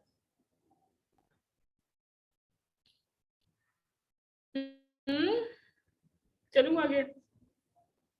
ओके, तो आप अपनी टाइम मैनेजमेंट अकॉर्डिंगली ऐसे कीजिएगा, ठीक है? अच्छा, गायनी के केस में मैं थोड़ा सा आप लोगों को बता दूं कि देखो, गायनी के केस की जितनी मर्जी अच्छी हिस्ट्री हो ना, अगर एग्जामिनेशन फाइंडिंग्स नहीं मिली या पेशेंट का एग्जामिनेशन आपने नहीं किया, आप हिस्ट्री बेस्ड डायग्नोसिस बना नहीं सकते। मतलब एक पेशेंट HMB के साथ या किसी भी मैस एब्डोमेन के साथ आ गई है, तो हिस्ट्री पे आपको लाइकली बिनाइन लग रहा है, the moment you will do PA आपको एसआईटीज मिल रही है, आपको वो फिक्स्ड बायलैटरल मैसेज मिल रहे हैं, हाँ, और पेशेंट की लुक ही अजीब सी है, तो आप फाइनल इंप्रेशन क्या बनाओगे ये मैस बिनाइन है? नहीं बनाओगे ना, फाइनल इंप्रेशन तो मैलिग्नेंट ही होगा चाहे हिस्ट्री बिनाइन थी। तो जो गायनी के केस में जो हिस्ट्री, जो आपका डायग्नोसिस लीड करता है वो एग्जामिनेशन होता है। मतलब मैं ये कहूँगी मरीज कह रही है मुझे तो 2 साल में ये गिल्टी बन गई है, पेट में ये मैस बन गया है और मैं जिंदगी हराम हो गई और मेरे तो सबको कैंसर है खानदान में, आपने उसका बना लिया भाई ये तो कैंसर है, आपने उसको चेक किया वो मोबाइल सा फाइब्राइड है, चुंदा मुंदा सा घूमता फिर रहा है इधर, फर्म सॉलिड, कोई साइटीज नहीं, कुछ नहीं, ना टेंडरनेस ना pain, how you will say this is a malignant mass? कह सकते हो इसको?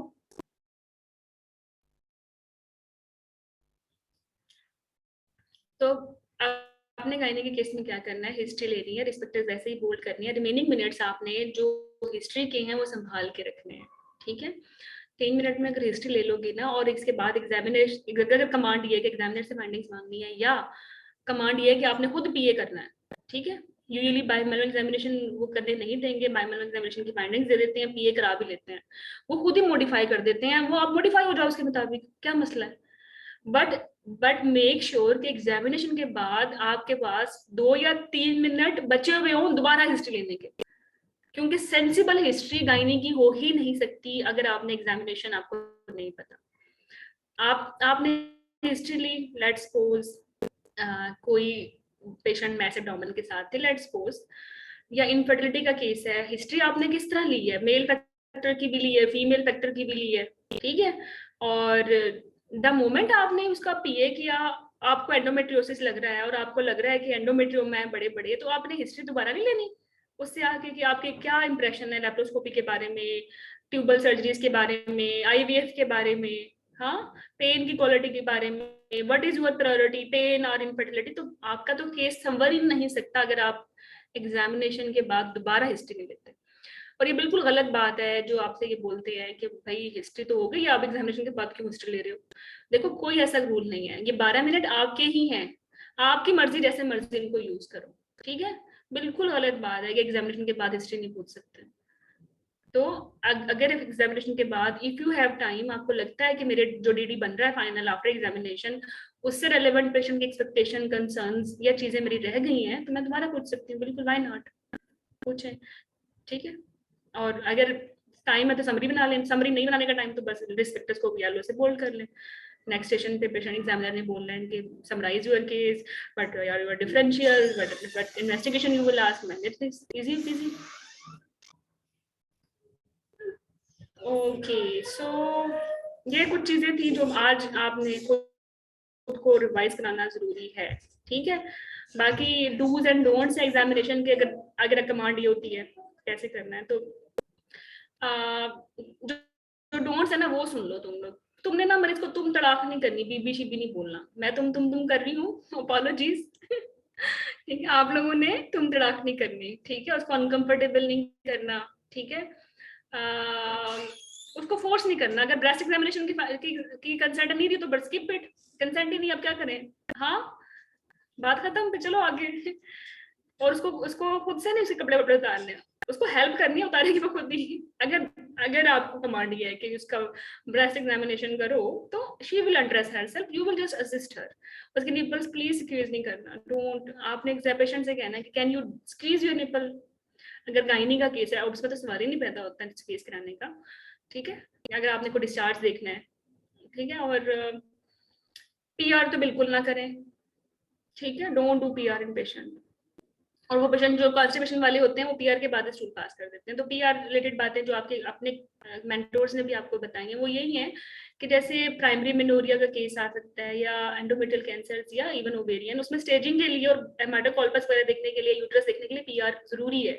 This is painful actually, we don't do it in exam environment. तो हाँ, आपने एग्जामिनर से कंसेंट पूछनी है कि madam PR is mandatory in this case, however we used to do PR when we do examination under pain control environment, can I proceed it here? तो patient अपने examiner से कंसेंट अलग लेनी है, पेशेंट से अलग लेनी है। और अगर पेशेंट ने कंसेंट नहीं दी तो एग्जामिनर से लेने की जरूरत ही नहीं है, क्योंकि पेशेंट इज अटॉर्नी, उसकी बॉडी है, आप एग्जामिनर क्या भी दे दो उसके हाथ पांव बांध के कर लो, तो आपने उसकी बातों में नहीं आना। आपने अपना मरीज से ताल्लुक एक एज ए फिजिशियन हम हर हाल में मेंटेन रखना है, ठीक है। और नॉइज वगैरह ना करें, वो इंस्ट्रूमेंट फेंक रहे हो, चीजें गिरा रहे हो, ये नहीं करना। ओके, ये मैं बता चुकी हूँ। रोल नंबर स्लिप ले जाना, अब वॉशरूम से पहले ही सुबह होके जाना बहुत बुरा होता है वरना, ठीक है। और with full confidence and faith, go like warriors and be successful. We are here to pray for you people. Now you can ask anything if you have any question left. Good luck from my side, from entire Matomi e-learning side, from all mentors, Dr. Taiba Khan, Dr. Navish, Dr. Aksa, Dr. Aruj, Dr. Huma, Dr. Hira. Any question left?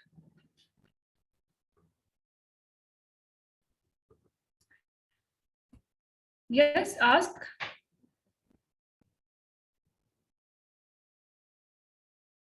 कोई question नहीं है। मरियम, साहा, शाहिदा, उज़मा, आतिका, असरा, अस्मा,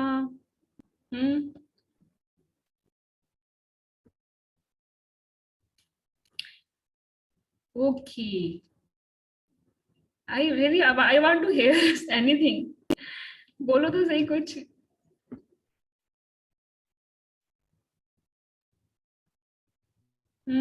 I think so. You people are not mute on from my side. You can unmute yourself.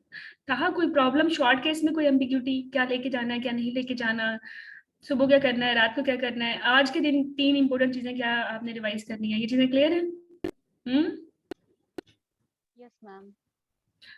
अच्छा, मैं फिर भी आज मैं अगर आप चाहते हैं कोई गायनी का केस हम ड्रिल कर लें तो मैं कर सकती हूँ।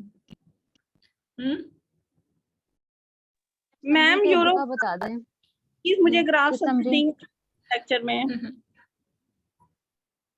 यूरो गायनी का ग्राफ तो मैंने भेज दिया था तुम लोगों को, बस वैसे ही करना है। अच्छा, क्या है ग्राफ में, क्या होगा इसमें, ये देखो मेरे पास। मैम ग्राफ सिर्फ समझा दें, कोई मसला नहीं है। 1 मिनट के बाद 1 मिनट दो बस। देखो 3 लाइनें हैं, 3 लाइनें हैं, इन लाइनों के नाम आना चाहिए, ठीक है। ये है एब्डोमिनल प्रेशर की लाइन, ये है वेसिकल प्रेशर की लाइन, और ये है डिट्रोसिव प्रेशर की लाइन, ठीक है। हमारे पास डीडीज क्या है इनकॉन्टिनेंस के, stress incontinence, over active bladder. आप लोगों ने ये 2 ही चीजें करनी है फिलहाल, न्यूरोजेनिक ब्लैडर नहीं आता और एमसीपीएस।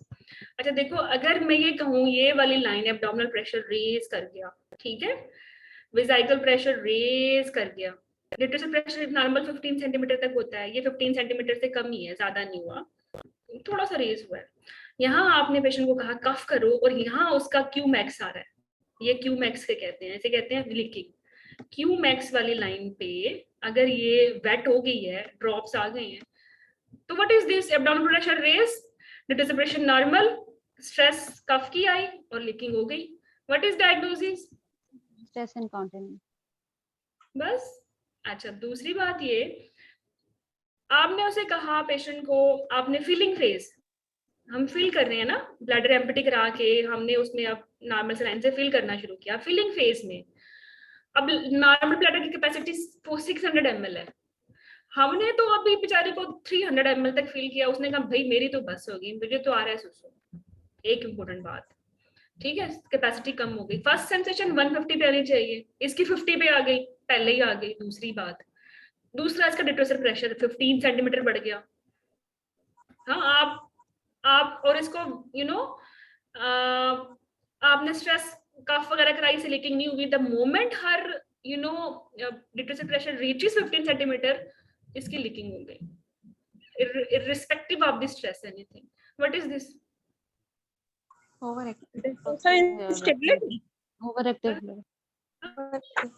this is instability because capacity कम है, फर्स्ट सेंसेशन पहले आ गई, और जो इसका डिट्रोसिव प्रेशर है वो ज्यादा है, एब्डोमिनल प्रेशर नॉर्मल है। What is this, overactive bladder. अब जो एफसीपीएस वाले हैं उनको मिक्स्ड आ सकती है, मतलब डाउन प्रेशर भी ज्यादा हो सकता है और डिट्रोसिव प्रेशर भी ज्यादा हो सकता है, वो उधर मिक्स्ड इनकॉन्टिनेंस होती है ना, या फिर उनमें ये होगा कि कैपेसिटी की कोई लिमिट नहीं होती, वो 1000 तक भर लो, वो बढ़ता रहता है, उसकी फर्स्ट सेंसेशन ही नहीं आती, और ड्यू टू प्रेशर बहुत फ्लैट होता है बिल्कुल 1 to 2 सेंटीमीटर थैला bladder, this is neurogenic bladder. बस ये है न्यूरोगाइनिक ग्राफ, नहीं करना है तुम लोगों ने। चलो मैम एक्चुअली थोड़ा सा मैम 2 ये लाइंस मिला नहीं बता दें, यार, थोड़ा समरी की बता दें पहले। थोड़ा सा 2 बता लाइंस दें, की each वो कुछ character खाने तो DOP हम और आता हो। presenting complaint और किस हाँ। तरह 2 लाइंस समरी की बता दें बस। देखो समरी में आपने पेशेंट का नाम नहीं बताना, कहाँ से आई है नहीं बताना, हस्बैंड का नाम नहीं बताना। समरी में सिर्फ उसकी एज बतानी है, डीओपी बतानी है, ड्यूरेशन ऑफ प्रेगनेंसी, और प्राइमरी ग्रेविडा कितनी है, ठीक है। अगर ब्लड ग्रुप नेगेटिव नहीं है तो डोंट से नेगेटिव, मतलब पॉजिटिव मत बताएं, हाँ नेगेटिव है तो नेगेटिव बताएंगे आप, ठीक है, हस्बैंड का बताएंगे फिर।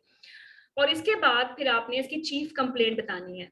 चीफ कंप्लेंट के बाद जो HOPI में जो रिस्क फैक्टर्स थे, जैसे प्रीवियस 2 आ गए, या कोई उसको हेपेटाइटिस C निकल आया मेडिकल हिस्ट्री में जाके, या अब कोई इसको कार्डियक इशू भी निकल आया, मतलब कोई भी चीज पॉजिटिव HOPI वाली वो बता दी। और PA पे अगर examination according to the her obs gestational age तो बता दें कि simple fundal height according to her dates, like this, heart rate this, ponders of, जो भी आपने बोलना है, दैट्स ऑल। तो समरी में हर इंपॉर्टेंट चीज आती है, हर चीज नहीं आती।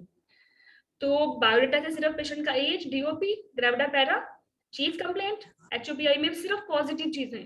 अगर कोई चीज पॉजिटिव नहीं है ना बताओ, हज हिस्ट्री अनरिमार्केबल, PA और जो एग्जामिनेशन फाइंडिंग्स है वो unremarkable, that's all, this is your history, this is your summary. चलो ओके, एनी अदर क्वेश्चन?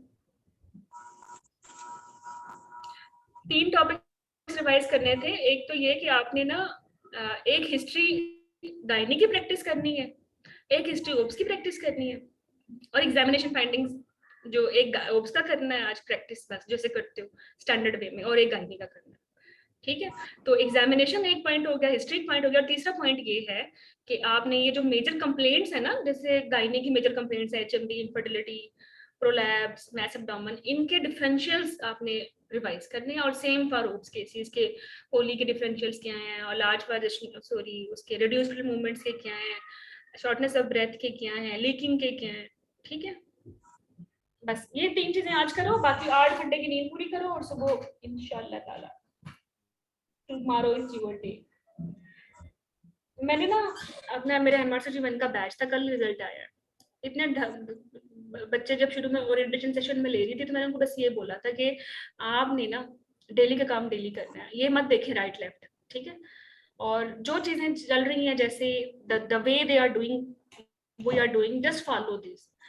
और कल का जो फीडबैक है, आप आज एग्जाम दे लें और कल पढ़िएगा, एंड यू विल सी उन बच्चों ने ना राइट लिखा ना लेफ्ट लिखा, और वो पास हो गए आराम से। उनको लगा सब पास हो जाएंगे, एग्जाम इतना हलवा है। मैंने कहा हो जाएंगे, सभी पास हो जाओगे, इतना ही हलवा है। आपने बस जो एग्जाम फोकस्ड वे है वैसे प्रिपरेशन करनी है, nobody can stop you to pass. और वो सारे के सारे पास हो गए, मेरा एंटायर थ्योरी बैच पास हो गया, मेरा 100 का बैच था MRC जीवन का। तो आई एम होपफुल तुम लोगों का सारा बैच पास होगा। तुमने राइट लेफ्ट नहीं देखना, जो बातें तुम्हें समझाई है बस उनको फॉलो करना, trust me, nobody can stop you to pass this exam। Short case में सारी दुनिया पेशेंट सब एग्जामिनर हर कोई चाहता है कि आपको पास करे। मैम शॉर्ट केस में एग्जामिनर से पूछना है कि हम्म। आप पीवी करें या आपने पीवी पूरा एग्जामिनेशन करके सारा कुछ उसको पेशेंट को कवर करके ड्रेसअप करके फिर आपने एग्जामिनर की तरफ मुड़ना है, या आप पहले बीच बीच में पेशेंट एग्जामिनर से बात कर मैं सकते तुम्हें हो? बताऊं, एक टाइम ही नहीं होता दोनों। फर्स्ट सेशन में एग्जामिनर से यूजुअली बात नहीं होती, बट अगर लिखा हुआ है कि एग्जामिनर से फाइंडिंग्स मांगनी है तो फिर एग्जामिनर से बात करनी पड़ेगी। बट अगर लिखा हुआ है एग्जामिनेशन करना मरीज पे है तो फिर मरीज का एग्जामिनेशन करके बैठ जाए, don't talk to the patient forever। Some time ये होता है कि इतना टाइम नहीं होता कि आप प्रॉपर एग्जामिनेशन करो।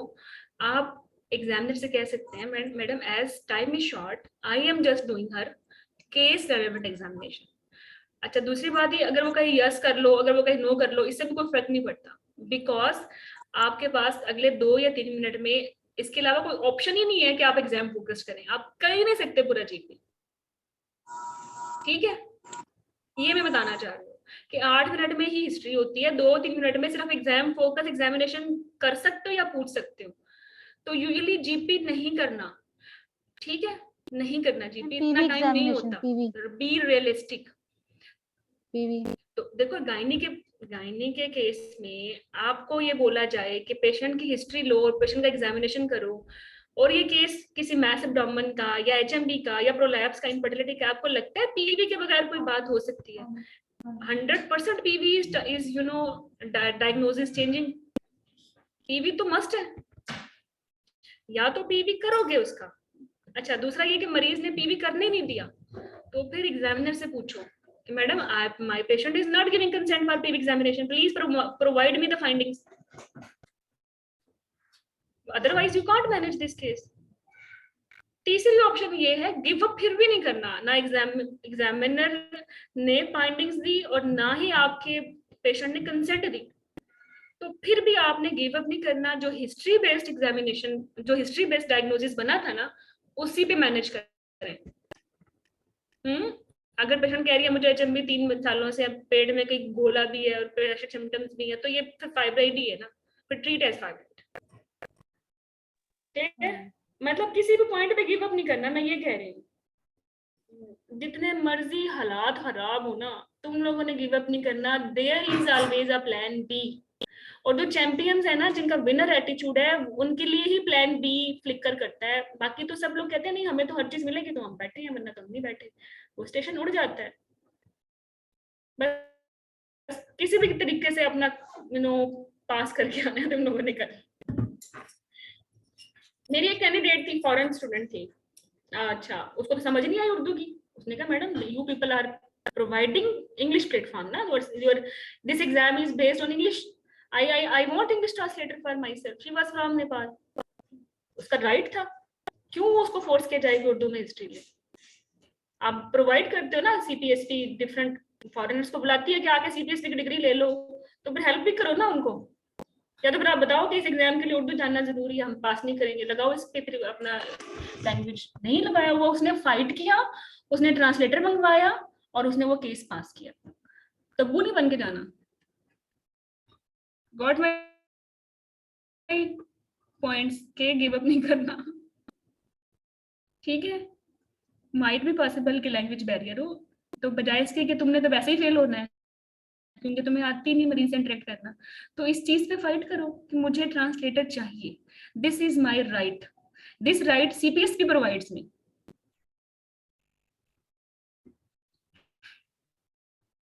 लेकिन मुझे लगता है ऐसा नहीं होगा इंशाल्लाह ताला। अगर या तो रोल प्लेयर्स पेशेंट्स होंगे, यूजुअली वो एचओज होते हैं या ट्रेंड होते हैं, या फिर जो पेशेंट्स होंगे वो उर्दू स्पीकिंग होंगे, ठीक है। एमसीपीएस के लिए हालात इतने खराब नहीं है।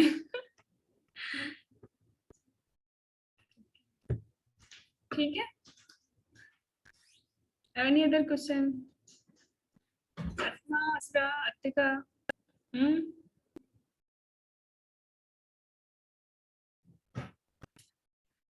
चलो ठीक है फिर, good luck, I am here waiting for good news for tomorrow, all the best।